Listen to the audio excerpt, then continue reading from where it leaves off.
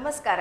ಭಾರತೀಯ ವೈದ್ಯಕೀಯ ಸಂಘ ಕರಾವಳಿ ಉಡುಪಿ ಘಟಕ ಮತ್ತು ಯು ಚಾನೆಲ್ ಪ್ರಸ್ತುತಪಡಿಸುವಂತಹ ಆರೋಗ್ಯವಾಹಿನಿ ಕಾರ್ಯಕ್ರಮಕ್ಕೆ ತಮಗೆಲ್ಲರಿಗೂ ಸಹ ಸ್ವಾಗತವನ್ನು ಬಯಸ್ತಾ ತಾವೆಲ್ಲರೂ ಸಹ ಆರೋಗ್ಯವಾಗಿದ್ದೀರಿ ಅಂತ ಭಾವಿಸ್ತಾ ಇಂದಿನ ಸಂಚಿಕೆಯಲ್ಲಿ ಮಧುಮೇಹದಿಂದ ಪಾದಗಳಲ್ಲಿ ಆಗುವಂತಹ ಸಮಸ್ಯೆ ಆಗಿರ್ಬೋದು, ಅದಕ್ಕೆ ಇರುವಂಥ ಸೂಕ್ತ ಚಿಕಿತ್ಸೆಯ ಬಗ್ಗೆ ಸಂಪೂರ್ಣವಾದ ಮಾಹಿತಿಯನ್ನು ಪಡೆದುಕೊಳ್ಳೋಣ. ಮಧುಮೇಹ ಅಂತ ಹೇಳಿದ ತಕ್ಷಣವೇ ನಮಗೆ ಒಂದಷ್ಟು ಅದು ತಿನ್ನಲಿಕ್ಕಿಲ್ಲ ಇದು ತಿನ್ನಲಿಕ್ಕಿಲ್ಲ ಅಂತ ಇರ್ಬೋದು. ಅದನ್ನು ನಾವು ಸರಿಯಾದ ರೀತಿಯಲ್ಲಿ ಹತೋಟಿಯಲ್ಲಿ ಇಟ್ಕೊಳ್ಳದೆ ಇದ್ದರೆ ಮುಂದೆ ಹೋದಾಗೆ ಪಾದಗಳಿಗೆ ಒಂದಷ್ಟು ಸಮಸ್ಯೆಗಳು ಬರ್ತದೆ. ಆ ಎಲ್ಲ ಸಮಸ್ಯೆಗಳ ಬಗ್ಗೆ ಇಂದು ಸಂಪೂರ್ಣವಾದ ಮಾಹಿತಿಯನ್ನು ನಮಗೆ ನೀಡಲಿಕ್ಕೆ ನಮ್ಮ ಜೊತೆಗೆ ಡಾಕ್ಟರ್ ವೈ ಸುದರ್ಶನ್ ರಾವ್ ಅವರು ಇದ್ದಾರೆ. ಇವರು ಕನ್ಸಲ್ಟೆಂಟ್ ಸರ್ಜನ್ ಆಗಿ ಇಂಚರ ಸರ್ಜಿಕಲ್ ಕ್ಲಿನಿಕಲ್ಲಿ ಕಾರ್ಯವನ್ನು ನಿರ್ವಹಿಸ್ತಾ ಇದ್ದಾರೆ.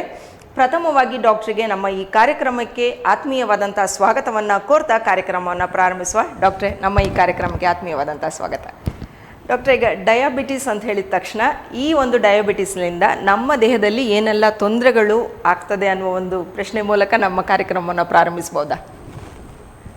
ಡಯಾಬಿಟಿಸ್ನಿಂದ ಪಾದಗಳಿಗೆ ಏನು ತೊಂದರೆ ಆಗ್ತದೆ ಅಂತ ಹೇಳಿ ತಿಳ್ಕೊಳ್ಳೋ ಮುಂಚೆ ಡಯಾಬಿಟಿಸ್ ಕಾಯಿಲೆಯನ್ನು ಸರಿಯಾಗಿ ಅರ್ಥ ಮಾಡಿಕೊಳ್ಳೋದು ಬಹಳ ಮುಖ್ಯ. ಡಯಾಬಿಟಿಸ್ ಅಂತ ಹೇಳುವಂಥದ್ದು ಮೂಲತಃ ಪಾರಂಪರ್ಯವಾಗಿ ಬರುವಂಥ ಕಾಯಿಲೆ. ವಂಶಪಾರಂಪರ್ಯವಾಗಿ ನಮ್ಮ ಜೀನ್ಗಳ ಮುಖಾಂತರ ನಮ್ಮಲ್ಲಿ ಡಯಾಬಿಟಿಸ್ನ ಒಂದು ಪಂಚಾಂಗ ಒಂದು ಕಾಯಿಲೆ ಮೊದಲೇ ಇರ್ತದೆ. ಅದಕ್ಕೆ ಸರಿಯಾಗಿ ನಮ್ಮ ಆಹಾರ, ನಮ್ಮ ಜೀವನ ಪದ್ಧತಿ ಇವುಗಳೆಲ್ಲ ಸೇರಿಕೊಂಡು ನಮಗೆ ಡಯಾಬಿಟಿಸ್ ಯಾವಾಗ ಬರ್ಬೋದು ಅಂತ ಹೇಳುವಂಥದ್ದೊಂದು ನಿರ್ಧಾರ ಆಗ್ತದೆ. ಡಯಾಬಿಟಿಸ್ ಕಾಯಿಲೆಯಲ್ಲಿ ಮುಖ್ಯವಾಗಿ ಏನಾಗ್ತದೆ ಅಂತ ಹೇಳಿದ್ರೆ ದೇಹದಲ್ಲಿ ಸಕ್ಕರೆಯ ಅಂಶ ಜಾಸ್ತಿ ಆಗ್ತದೆ. ಅಂದರೆ ನಾವು ಆಹಾರದಲ್ಲಿ ತಿಂದದ್ದು ಅದು ನಮಗೆ ಶಕ್ತಿಯಾಗಿ ಬರಬೇಕಾದ್ರೆ ಅದು ಕೊನೆಗಾಗಿ ಒಂದು ಗ್ಲೂಕೋಸ್ ಅಂತ ಹೇಳುವಂಥ ಒಂದು ವಸ್ತುವಾಗಿ ನಾವು ತಿಂದ ಆಹಾರ ಕನ್ವರ್ಟ್ ಆಗ್ತದೆ. ಆ ಗ್ಲೂಕೋಸ್ ಅಂತ ಹೇಳುವಂಥದ್ದು ನಮ್ಮ ದೇಹದಲ್ಲಿ ರಕ್ತದಲ್ಲಿ ಅಬ್ಸರ್ವ್ ಆದಮೇಲೆ ರಕ್ತದ ಮುಖಾಂತರ ದೇಹದ ಪ್ರತಿಯೊಂದು ಜೀವಕೋಣಕ್ಕೂ ಅದು ತಲುಪ್ತದೆ. ಆ ರಕ್ತದಲ್ಲಿರುವಂತಹ ಸಕ್ಕರೆ ಅಂಶವನ್ನು ಅಥವಾ ಏನು ಗ್ಲೂಕೋಸನ್ನು ನಮ್ಮ ಜೀವಕಣಗಳು ಉಪಯೋಗಿಸ್ಕೊಳ್ಬೇಕಾದ್ರೆ ದೇಹದಲ್ಲಿ ಒಂದು ಇನ್ಸುಲಿನ್ ಅಂತ ಹೇಳುವಂಥ ಒಂದು ಹಾರ್ಮೋನನ್ನು ದೇಹ ಸ್ರವಿಸ್ತದೆ. ಆ ಇನ್ಸುಲಿನ್ ಎಂಬಂಥ ಹಾರ್ಮೋನು ಅದನ್ನು ನಮ್ಮ ದೇಹದಲ್ಲಿ ಏನು ಮೇದೋಜೀರಕ ಗ್ರಂಥಿ ಸ್ರವಿಸ್ತದೆ. ಆ ಸ್ರವಣೆಯಾದ ಮುಖಾಂತರ ನಮ್ಮ ಜೀವಕೋಶಗಳಿಗೆ ರಕ್ತದಲ್ಲಿರುವಂತಹ ಸಕ್ಕರೆಯನ್ನು ಉಪಯೋಗಿಸ್ಕೊಳ್ಳಿಕ್ಕೆ ಬರ್ತದೆ. ಈ ಸಕ್ಕರೆ ಅಂತ ಹೇಳುವಂಥದ್ದು ಗ್ಲೂಕೋಸ್ ಅಂತ ಹೇಳೋದು ಶಕ್ತಿಯ ಮೂಲ. ಹಾಗಾಗಿ ಜೀವಕೋಶಗಳಿಗೆ ಶಕ್ತಿ ಬೇಕಾದರೆ ಕೆಲಸ ಮಾಡಲಿಕ್ಕಾಗಲಿ ಅಥವಾ ಜೀವಕಣಗಳನ್ನು ವೃದ್ಧಿ ಮಾಡ್ಕೊಳ್ಳಿಕ್ಕಾಗಲಿ ಅಥವಾ ಅವುಗಳ ಕೆಲಸವನ್ನು ನಿರ್ವಹಿಸಲಿಕ್ಕಾಗಲಿ ಈ ಶಕ್ತಿಯ ಮೂಲವೇ ಗ್ಲೂಕೋಸ್. ಆ ಗ್ಲೂಕೋಸನ್ನು ರಕ್ತದಲ್ಲಿರುವಂತಹ ಗ್ಲೂಕೋಸನ್ನು ಉಪಯೋಗಿಸಬೇಕಾದ್ರೆ ಇನ್ಸುಲಿನ್ ಅಂತ ಹೇಳುವಂತಹ ಒಂದು ಹಾರ್ಮೋನ್ ಬೇಕು.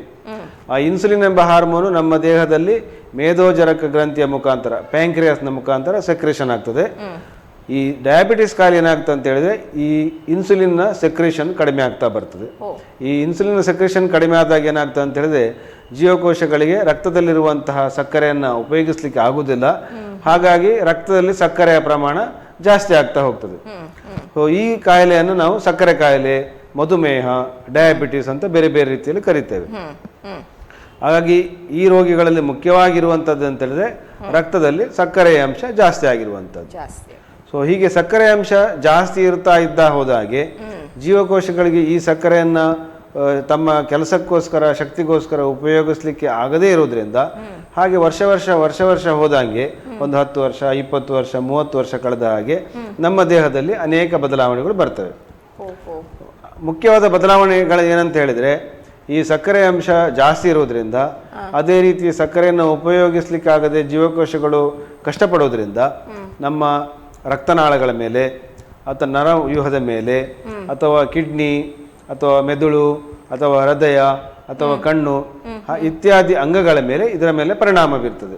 ಅದು ಪರಿಣಾಮ ಬೀರುವಂಥದ್ದು ಒಂದೆರಡು ದಿನದಲ್ಲಿ ಆಗುವಂಥ ಪರಿಣಾಮ ಅಲ್ಲ, ಅದು ಸುಮಾರು ವರ್ಷಗಳ 10-20 ವರ್ಷಗಳ ಕಾಲ ಮುಂದೆ ಹೋದ ಮೇಲೆ ಆಗುವಂಥ ಪರಿಣಾಮ. ಸೊ ಆ ಪರಿಣಾಮಗಳನ್ನು ನಾವು ಮುಖ್ಯವಾಗಿ ರಕ್ತನಾಳಗಳ ಮೇಲೆ ಆಗುವಂಥ ಪರಿಣಾಮಗಳು ಹಾಗೂ ನರಮಂಡಲದ ಮೇಲೆ ಆಗುವಂಥ ಪರಿಣಾಮಗಳು ಅಂತ ವರ್ಗೀಕರಣ ಮಾಡಿಸೋದಾದ್ರೆ ರಕ್ತನಾಳದ ಮೇಲೆ ಏನಾಗ್ತದೆ ಅಂತ ಹೇಳಿದ್ರೆ ರಕ್ತನಾಳಗಳ ಒಳಗೆ ಕೊಲೆಸ್ಟ್ರಾಲ್ ಎಂಬಂತಹ ಇನ್ನೊಂದು ನಾವು ಆಹಾರದ ಮುಖಾಂತರ ತೆಗೊಳ್ಳುವಂತಹ ವಸ್ತುವೇ ಕೊಲೆಸ್ಟ್ರಾಲ್ ಅಂತ ಹೇಳುವಂಥದ್ದು. ಅದು ಜಮಾವಣೆಯಾಗಿ ರಕ್ತನಾಳಗಳು ಬ್ಲಾಕ್ ಆಗುವಂತಹ ಒಂದು ಪ್ರಕ್ರಿಯೆ ಆಗ್ತದೆ. ಎರಡನೇದಾಗಿ ಏನಾಗ್ತದೆ ಅಂತ ಹೇಳಿದ್ರೆ ಈ ಸಕ್ಕರೆ ಅಂಶ ಜಾಸ್ತಿ ಇರೋದ್ರಿಂದ, ಅದೇ ರೀತಿ ಸಕ್ಕರೆಯನ್ನು ಉಪಯೋಗಿಸಿಕೊಳ್ಳಿಕ್ಕೆ ಸಹ ಆಗದೇ ಇರುವುದರಿಂದ ನರಮಂಡಲದ ಜೀವಕೋಶಗಳು ಸಹ ಹಾನಿಯಾಗಿ ಈ ನ್ಯೂರೋಪತಿ ಅಥವಾ ನ್ಯೂರೈಟಿಸ್ ಅಂತ ಹೇಳುವಂಥ ಒಂದು ಕಾಯಿಲೆ, ಅದರ ನರಗಳಲ್ಲಿ ಏನಾಗ್ತದಂತೆ ಮಾಂಸಖಂಡಗಳಿಗೆ ಬರುವಂತಹ ನರಗಳ ವೀಕ್ನೆಸ್ಸು, ಅದೇ ರೀತಿ ನಮ್ಮ ಚರ್ಮಗಳಿಗೆ ಸಂವೇದನೆಗೋಸ್ಕರ ಬಿಸಿ ಅಥವಾ ತಣ್ಣಗಿರುವಂಥದ್ದು, ನೋವು ಗೊತ್ತಾಗುವಂಥವು, ಈ ಥರ ಸಂವೇದನೆಗಳನ್ನು ತಿಳಿದುಕೊಳ್ಳುವಂತಹ ಶಕ್ತಿ ಕೂಡ ಕಡಿಮೆ ಆಗ್ತದೆ.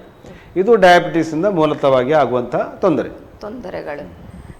ವೀಕ್ಷಕರೇ ನೋಡಿದ್ರಲ್ಲ, ಬಹುಶಃ ಒಂದೇ ಒಂದು ಪ್ರಶ್ನೆಯಲ್ಲಿ ಸಂಪೂರ್ಣವಾದ ಮಾಹಿತಿಯನ್ನು ಡಾಕ್ಟ್ರು ನೀಡಿದ್ರು. ಡಯಾಬಿಟಿಸ್ ಅಂದರೆ ಏನು, ಹೇಗಾಗ್ತದೆ, ಅದರಿಂದ ಏನೆಲ್ಲ ಆಗ್ತದೆ, ನರ ಆಗಿರ್ಬೋದು ಅಥವಾ ಅದರಿಂದ ಬೇರೆ ಯಾವೆಲ್ಲ ಸಮಸ್ಯೆಗಳು ಬರ್ತದೆ ಅಂತ ಸೂಕ್ಷ್ಮವಾಗಿ ನಮಗೆ ಅರ್ಥ ಆಗುವ ರೀತಿಯಲ್ಲಿ ತಿಳಿಸ್ಕೊಟ್ರು.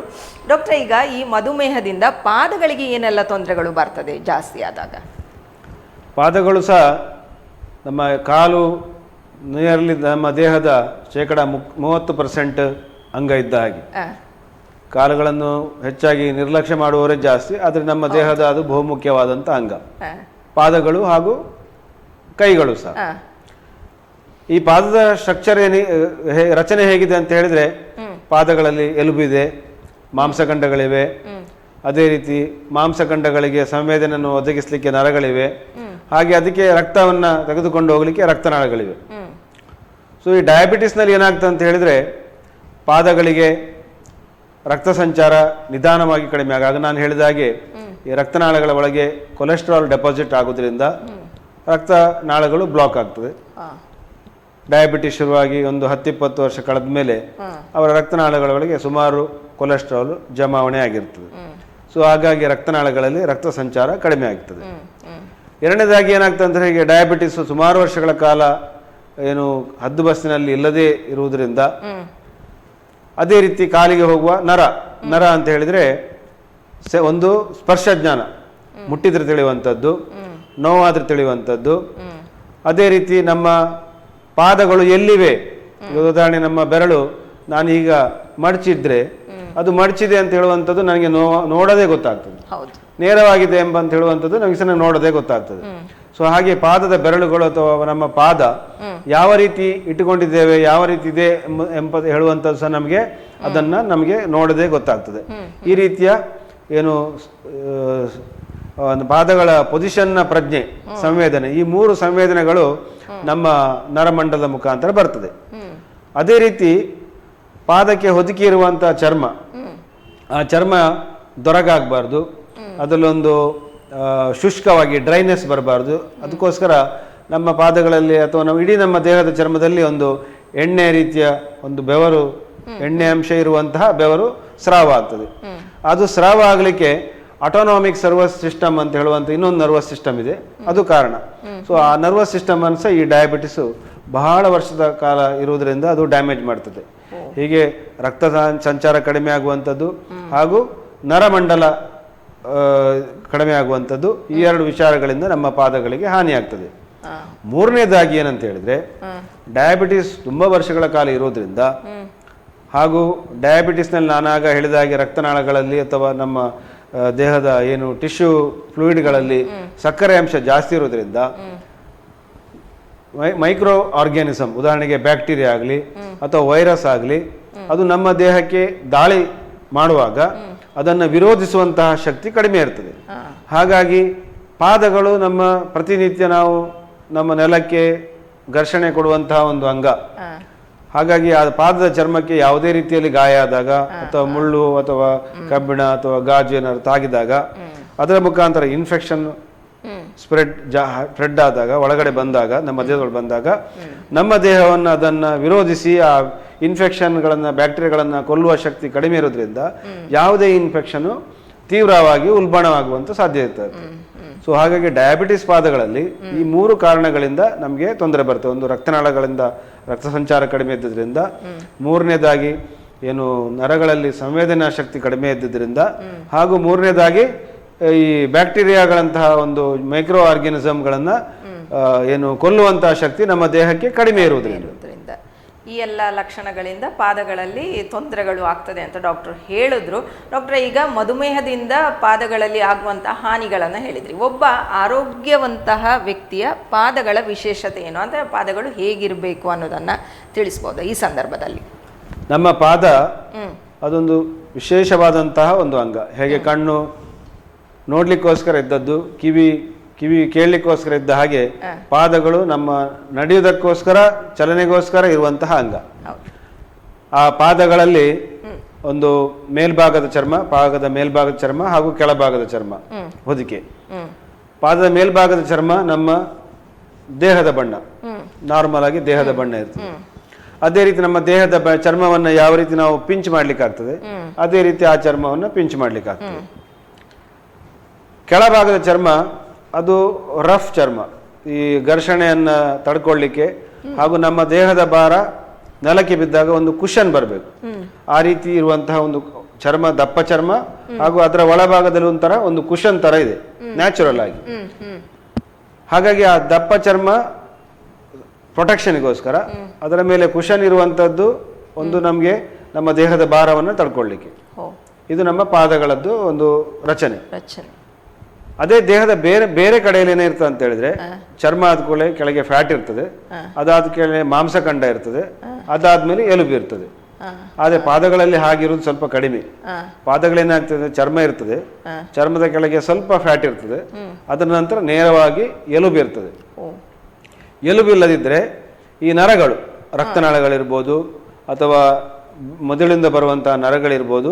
ಮೂರನೇದಾಗಿ ಟೆಂಡನ್ ಅಂತ ಹೇಳ್ತೇವೆ. ಟೆಂಡನ್ ಅಂತ ಹೇಳಿದ್ರೆ ನಾವೀಗ ಮಾಂಸ, ನಮ್ಮ ಕೈ ಅಥವಾ ಕಾಲುಗಳಲ್ಲಿ ಏನು ಮಾಂಸ ಇರ್ತದೆ, ಆ ಬೆರಳನ್ನು ಅಲ್ಲಾಡಿಸುವಾಗ ಇಲ್ಲಿ ನರಗಳು ಕಾಣ್ತವೆ ನೋಡಿ.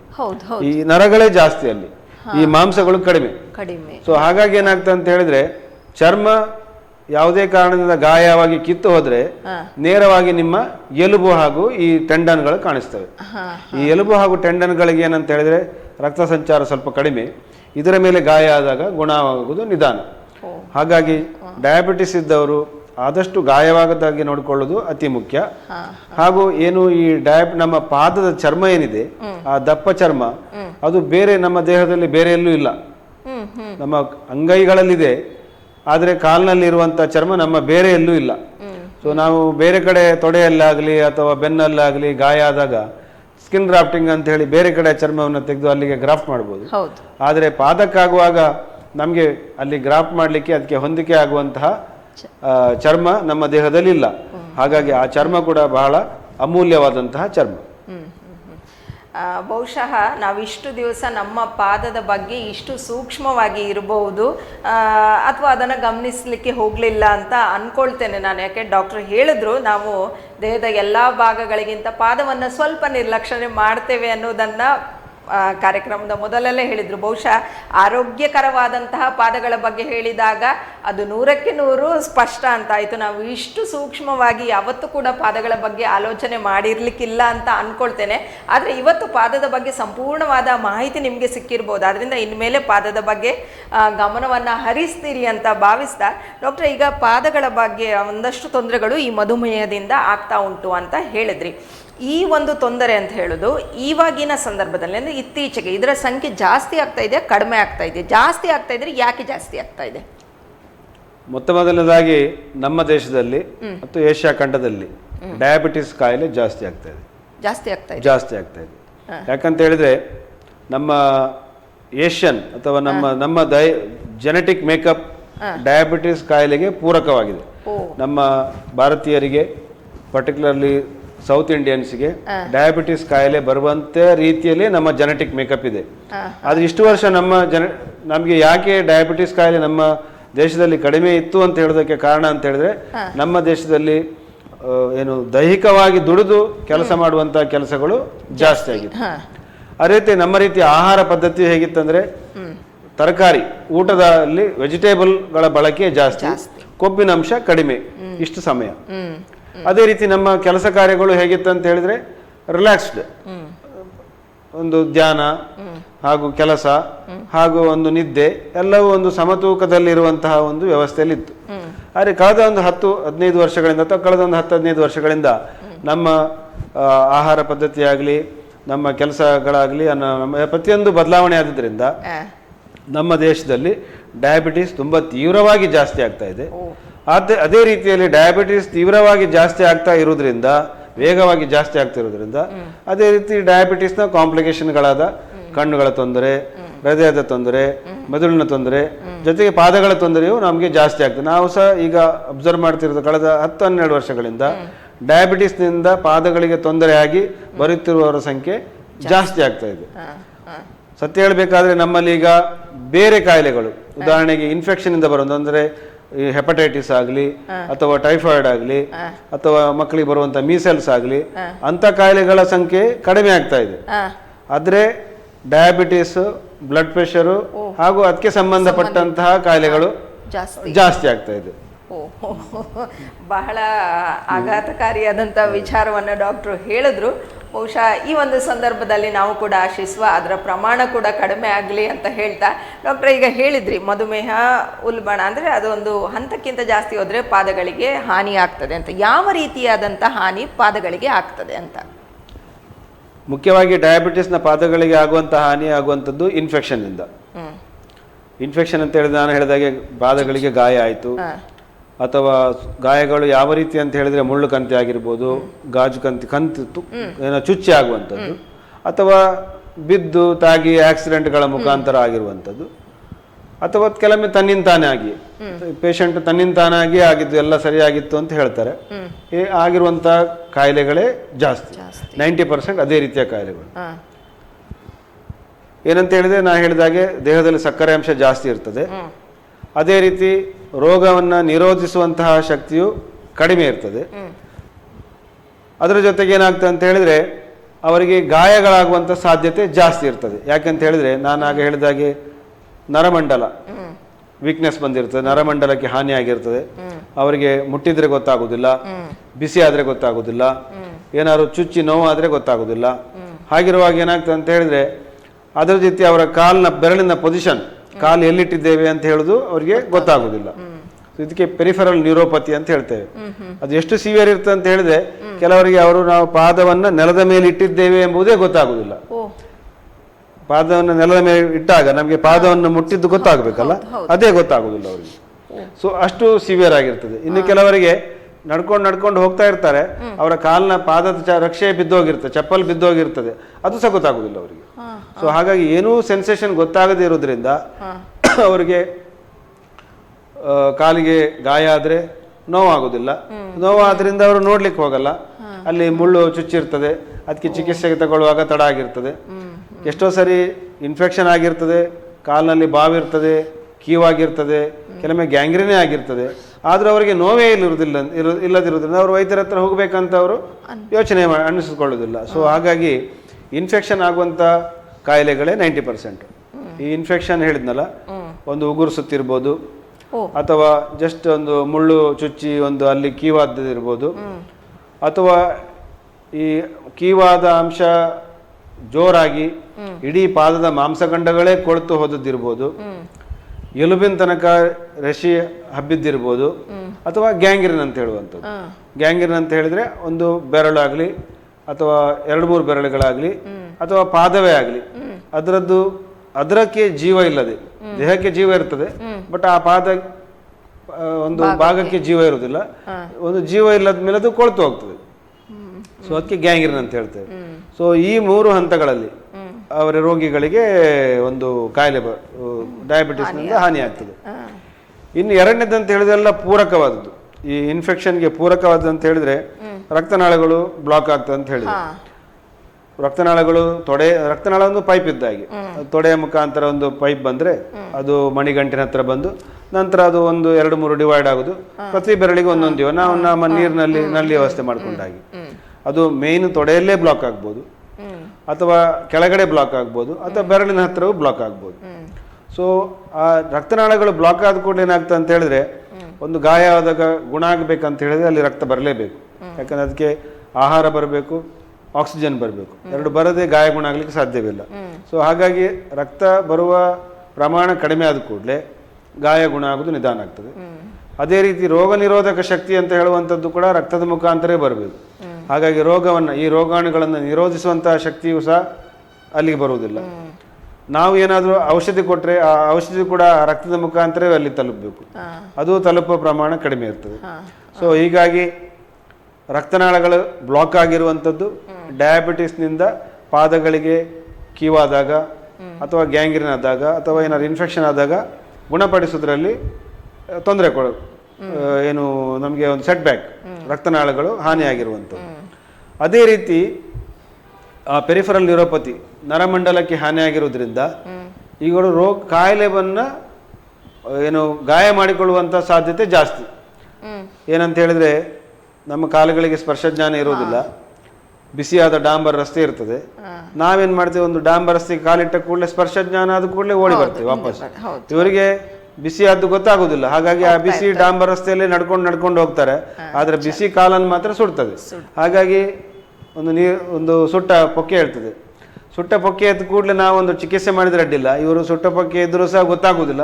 ಹಾಗೆ ಆ ಪಾದವನ್ನೇ ಹಿಡ್ಕೊಂಡು ನಡ್ಕೊಂಡು ಹೋಗಿ ಅದು ಗಾಯವನ್ನ ತುಂಬಾ ಉಲ್ಬಣ ಮಾಡಿಕೊಳ್ತಾರೆ. ಸೊ ಇದು ಪೂರಕವಾದ್ದು, ಏನು ನಮ್ಮ ಪೆರಿಫರಲ್ ನ್ಯೂರೋಪತಿ ಹೇಳುವಂಥದ್ದು ಪೂರಕವಾದ್ದು. ಸೊ ಹೀಗೆ ಏನು ಡಯಾಬಿಟಿಸ್ನಿಂದ ರಕ್ತನಾಳಗಳ ತೊಂದರೆ ಇರುವಂಥದ್ದು ಹಾಗೂ ಏನು ನರಮಂಡಲಕ್ಕೆ ಹಾನಿಯಾಗಿರುವಂಥದ್ದು ಈ ಗಾಯ ಇನ್ಫೆಕ್ಷನ್ಗಳು ಜಾಸ್ತಿ ಆಗಲಿಕ್ಕೆ ಪೂರಕವಾಗಿ ಕೆಲಸ ಮಾಡ್ತವೆ. ಮತ್ತು ಇನ್ನೊಂದು ವಿಷಯ ಅಂತ ಹೇಳಿದ್ರೆ, ಈ ಡಯಾಬಿಟಿಸ್ ಪಾದಗಳಿರುವವರಿಗೆ ಒಂದು ವೇಳೆ ಕಿಡ್ನಿಯ ತೊಂದರೆ ಇದ್ರೆ, ಕ್ರಿಯಾಟಿನಿನ್ ಕಿಡ್ನಿ ಹಾನಿಯಾಗಿದ್ದು ನಮ್ಮ ಕ್ರಿಯಾಟಿನಿನ್ ಹೇಳುವಂತ ಒಂದು ವಸ್ತು ಜಾಸ್ತಿ ಇದ್ದಾಗ ಅದು ಗಾಯವನ್ನ ಗುಣಪಡಿಸೋದ್ರಲ್ಲಿ ಅದು ಒಂದು ತೊಂದರೆ ಕೊಡ್ತದೆ, ಗಾಯ ಗುಣ ಮಾಡಿಸ್ಲಿಕ್ಕೆ ನಿಧಾನ ಆಗ್ತದೆ. ಸೊ ಹಾಗಾಗಿ ಈ ಎಲ್ಲ ವಿಷಯಗಳಲ್ಲಿ ಅವರು ನಮ್ಮ ಡಯಾಬಿಟಿಸ್ನವರು ತೊಂದರೆಗೊಳಗಾಗ್ತಾರೆ. ಪಾದಗಳಿಂದ ಈ ಥರದ್ದೆಲ್ಲ ಹಾನಿಗಳು ಆಗ್ತದೆ ಅಂತ ನಾವು ಹೇಳ್ತೇವೆ. ಏನು ಡಯಾಬಿಟಿಕ್ ಪೇಷಂಟ್ಗಳಿಗೆ ಗಾಯಗಳಾದರೆ ವಾಸಿ ಆಗೋದು ಬಹಳ ನಿಧಾನ ಅಂತ ಹೇಳ್ಕೊಂಡು, ಅದಕ್ಕೆ ಸ್ಪಷ್ಟವಾಗಿ ಯಾಕೆ ನಿಧಾನ ಆಗ್ತದೆ ಅಂತ ಹೇಳೋದಕ್ಕೆ ಇವತ್ತು ಸರಿಯಾದ ಉತ್ತರವನ್ನು ಡಾಕ್ಟರ್ ಮೂಲಕ ಪಡ್ಕೊಂಡ್ವಿ. ನಿಮ್ಮಲ್ಲೂ ಕೂಡ ಯಾಕಿರ್ಬೋದು ಅನ್ನುವ ಒಂದು ಕುತೂಹಲ ಇದ್ದದಿದ್ರೆ ಆ ಕುತೂಹಲಕ್ಕೆ ಇವತ್ತು ತೆರೆ ಬಿದ್ದಿರ್ತದೆ ಅಂತ ಅಂದ್ಕೊಳ್ತೇನೆ. ಡಾಕ್ಟರ್ ಇವಾಗ ಹೇಳಿದ್ರಿ ಈ ಪಾದಗಳೆಲ್ಲ ಈ ಥರದ ಒಂದು ಸಮಸ್ಯೆಗಳು, ಸ್ಪರ್ಶಜ್ಞಾನ ಆಗಿರ್ಬೋದು ಅಥವಾ ರಕ್ತ ಅಂತ ಹೇಳಿದು ಸರಿಯಾಗಿ ಹರಿದೆ ಅಲ್ಲಿ ಮಧ್ಯೆ ಬ್ಲಾಕ್ ಆಗೋದು ಅಂತ ಹೇಳಿ, ಇದೆಲ್ಲವೂ ಸಹ ಒಬ್ಬ ವ್ಯಕ್ತಿಗೆ ಡಯಾಬಿಟಿಸ್ ಬಂದು ಸರಿಯಾದ ಚಿಕಿತ್ಸೆಯನ್ನು ಪಡೆದುಕೊಂಡು ಇದ್ದ ಸಂದರ್ಭದಲ್ಲಿ ಅಥವಾ ಒಂದು ಡಯಾಬಿಟಿಸ್ ಸ್ಟಾರ್ಟ್ ಆಗಿ ಒಂದು ಸ್ವಲ್ಪ ಸಮಯದಲ್ಲೇ ಆಗ್ತದೆ ಅಂತ ಹೇಳಿ. ಯಾಕೇಳಿದ್ರೆ ಈಗಷ್ಟೇ ಯಾರಿಗಾದರೂ ಒಂದು ಡಯಾಬಿಟಿಕ್ ಬಂದಿದೆ ಅಂತ ಇದ್ದವರು ಈ ಕಾರ್ಯಕ್ರಮವನ್ನು ನೋಡಿದರೆ ಹೆದರ್ಕೊಳ್ಳುವಂಥ ಅವಶ್ಯಕತೆಗಳು ಬೇಡ ಅಂತ ಹೇಳ್ಕೊಂಡು, ಮೊದಲನಾಗಿ ನಮ್ಮ ದೇಶದಲ್ಲಿ ಡಯಾಬಿಟಿಸ್ ಇದೆ ಅಂತ ಗೊತ್ತಾಗೋದು ಭಾಳ ನಿಧಾನ. ಯಾಕೆಂದರೆ ನಾವು ಡಯಾಬಿಟಿಸ್ ಇದೆಯಾ ಅಂತ ಹೇಳಿ ಪರೀಕ್ಷೆಗೆ ಹೋಗುವವರು, ಅವರಾಗಿ ಹೋಗುವವರು ಕಡಿಮೆ. ಹೋದ್ರು ವರ್ಷಕ್ಕೊಂದ್ಸಾರಿ ತಪಾಸಣೆಗೆ ಹೋಗ್ತಾರೆ. ಈ ಡಯಾಬಿಟಿಸ್ ಬರೋ ಮುಂಚೆ ಪ್ರೀ ಡಯಾಬಿಟಿಸ್ ಅಂತ ಇನ್ನೊಂದು ಇರ್ತದೆ. ಪ್ರೀ ಡಯಾಬಿಟಿಸ್ ಅಂತ ಹೇಳಿದ್ರೆ ನಾವು ಪರೀಕ್ಷೆಗೆ ಹೋದಾಗ ಶುಗರ್ ಲೆವೆಲ್ ಸಾಧಾರಣ ಮಟ್ಟಿಗೆ 130, 140 ಅಂದ್ರೆ ನಾರ್ಮಲ್ ರೇಂಜಲ್ಲಿ ಇರುತ್ತೆ. ಆದ್ರೆ ಅದು ನಾರ್ಮಲ್ ಅಲ್ಲ, ಅದಕ್ಕೆ ಪ್ರೀ ಡಯಾಬಿಟಿಸ್ ಅಂತ ಹೇಳುವಂಥದ್ದು. ಅದು ಸುಮಾರು ಒಂದು 4-5 ವರ್ಷ ಇರ್ತದೆ. ಈ ಪ್ರೀ ಡಯಾಬಿಟಿಸ್ ಬರುವ ಹಂತದಲ್ಲೇ ನಾವು ಆಹಾರ ಪದ್ಧತಿಯಲ್ಲಿ ಸುಧಾರಣೆ ಮಾಡಿಕೊಂಡ್ರೆ, ಅದೇ ರೀತಿ ನಮ್ಮ ಜೀವನ ಪದ್ಧತಿಯಲ್ಲಿ ಸುಧಾರಣೆ ಮಾಡಿಕೊಂಡ್ರೆ, ದೈಹಿಕವಾಗಿ ವ್ಯಾಯಾಮ ಮಾಡುವುದು ಅಂತ ಒಂದು ಪದ್ಧತಿಯನ್ನು ಶುರು ಮಾಡಿಕೊಂಡ್ರೆ ಈ ಪ್ರೀ ಡಯಾಬಿಟಿಸ್ ಅಂತ ಇನ್ನಷ್ಟು ಉದ್ದ ಆಗ್ತದೆ. ಡಯಾಬಿಟಿಸ್ ಬರುವುದು, ನಿಜವಾದ ಡಯಾಬಿಟಿಸ್ ಬರುವುದು ಇನ್ನೂ ಸ್ವಲ್ಪ ನಿಧಾನ ಆಗ್ತದೆ. ಆದರೆ ನಮ್ಮಲ್ಲಿ ಆ ಥರ ಪರೀಕ್ಷೆ ಮಾಡಿಸಿಕೊಳ್ಳುವವರ ಸಂಖ್ಯೆ ಬಹಳ ಕಮ್ಮಿ ಇರೋದ್ರಿಂದ ಡಯಾಬಿಟಿಸ್ ಗೊತ್ತಾಗಿರುವಾಗಲೇ ಒಂದು 3 ವರ್ಷ 4 ವರ್ಷ ಆಗಿರುವ ಸಾಧ್ಯತೆ ಜಾಸ್ತಿ. ಒಂದನೇದಾಗಿ. ಇನ್ನು ಡಯಾಬಿಟಿಸ್ ಇದೆ ಅಂತ ನಾವು ಒಂದು ಫಸ್ಟ್ ರಿಪೋರ್ಟ್ ಕೊಡ್ತೇವೆ, ನಿಮಗೆ ಶುಗರ್ ಇದೆ ನೋಡಿ 300 ಇದೆ, ಶುಗರ್ ಇದೆ ಅಂತ ಹೇಳ್ಕೊಂಡೆ, ಇದು ಏನೋ ಇವತ್ತು ಯಾಕೋ ಜಾಸ್ತಿ ಆಗಿರಬೇಕು, ಇವ್ರು ಮಾಡಿದ ರಿಪೋರ್ಟ್ ತಪ್ಪಿರಬೇಕು, ನಾನು ಸ್ವಲ್ಪ ಡಯಟ್ ಮಾಡಿ ನೋಡ್ತೇನೆ, ಇಲ್ಲ ಸ್ವಲ್ಪ ಏನು ಕಷಾಯ ಪುಡಿ ಕುಡಿದು ನೋಡ್ತೇನೆ.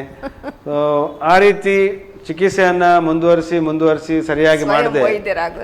ನಾನು ನನ್ನ ಅನುಭವ ಪ್ರಕಾರ ಡಯಾಬಿಟಿಸ್ಗೆ ಸರಿಯಾಗಿ ಶಿಸ್ತುಬದ್ಧವಾಗಿ ಅಂದರೆ ಆನೆಸ್ಟ್ಲಿ ಪ್ರಾಮಾಣಿಕವಾಗಿ ಚಿಕಿತ್ಸೆ ಮಾಡಬೇಕಾದ್ರೆ ಅವರಿಗೆ ಪಾದಕ್ಕೆ ತೊಂದರೆ ಬಂದಿರಬೇಕು, ಇಲ್ಲ ಅವರಿಗೆ ಕಣ್ಣಿಗೆ ತೊಂದರೆ ಬಂದಿರಬೇಕು, ಇಲ್ಲ ಅವರಿಗೆ ಒಂದು ಹಾರ್ಟ್ ಅಟ್ಯಾಕ್ ಆಗಬೇಕು.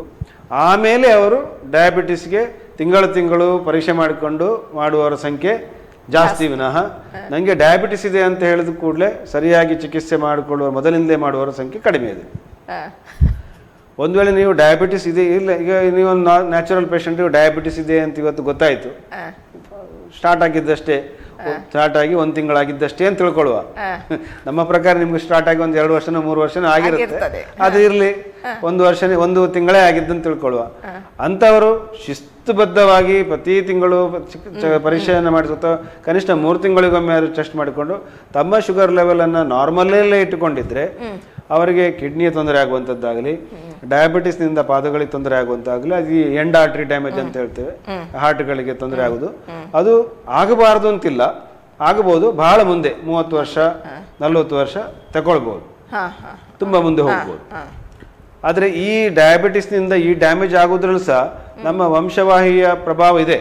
ಕೆಲವರಿಗೆ ಆ ಡಯಾಬಿಟಿಸ್ನಿಂದ ಕಿಡ್ನಿ ಹಾಳಾಗೋದು ಅಥವಾ ಪಾದಗಳಿಗೆ ತೊಂದರೆ ಆಗೋದು ಸ್ವಲ್ಪ ಬೇಗ ಆಗ್ತದೆ, ಅದು ಅವರ ವಂಶವಾಹಿಯ ಪ್ರಭಾವ. ಇನ್ನು ಕೆಲವರಿಗೆ ಏನೂ ಆಗೋದಿಲ್ಲ. ಡಯಾಬಿಟಿಸ್ ಅವರಿಗೆ ನನಗಿದೆ, ನಂದು ಶುಗರ್ ಕಂಟ್ರೋಲ್ ಇಲ್ಲದೆ 30 ವರ್ಷ ಆಯ್ತಂತಾದ್ರೂ ಸಹ ಅವ್ರಿಗೆ ಏನಾಗೋದು, ಅದು ಅವರ ವಂಶವಾಹಿಯ ಪ್ರಭಾವದಿಂದಾಗಿ ಅವ್ರಿಗೆ ಏನಾಗೋದು, ಅದು ಅಂಥ ಪರ್ಸೆಂಟೇಜ್ ತುಂಬ ಕಡಿಮೆ ಇದೆ. ಸೊ ಹಾಗಾಗಿ ಡಯಾಬಿಟಿಸನ್ನು ಸರಿಯಾಗಿ ಹದ್ದುಬಸ್ತಿನಲ್ಲಿ ಇಟ್ಕೊಂಡು ಸರಿಯಾಗಿ ಶುಗರ್ ಕಂಟ್ರೋಲ್ ಇದ್ರೆ ನಿಮಗೆ ಈ ತರ ತೊಂದರೆ ಆಗುವಂತ ಸಾಧ್ಯತೆ ತುಂಬಾ ನಿಧಾನವಾಗಿ ಆಗ್ತದೆ. ಒಂದು ವೇಳೆ ಕಂಟ್ರೋಲೇ ಇಲ್ಲ ಅಂತಾದ್ರೆ ನಿಮಗೆ ಈ ತರ ಪೆರಿಫರಲ್ ನ್ಯೂರೋಪತಿ, ನರಗಳಿಗೆ ಡ್ಯಾಮೇಜ್ ಆಗುವಂಥದ್ದು, ರಕ್ತನಾಳಗಳು ಬ್ಲಾಕ್ ಆಗುವಂಥದ್ದು, ಅದು ಬೇಗ ಆದ್ಕೊಳ್ಳೆ ಪಾದಗಳಿಗೂ ತೊಂದರೆ ಬರ್ಬೋದು, ಬೇರೆ ಆರ್ಗನ್ಗಳಿಗೂ ತೊಂದರೆ ಬರ್ಬೋದು. ಭಾರತೀಯ ವೈದ್ಯಕೀಯ ಸಂಘ ಕರಾವಳಿ ಉಡುಪಿ ಘಟಕ ಮತ್ತು ಯು ಚಾನೆಲ್ ಪ್ರಸ್ತುತಪಡಿಸುವಂತಹ ಆರೋಗ್ಯ ವಾಹಿನಿ ಕಾರ್ಯಕ್ರಮದಲ್ಲಿ ಒಂದು ಸಣ್ಣ ವಿರಾಮವನ್ನ ತೆಗೆದುಕೊಳ್ಳೋಣ.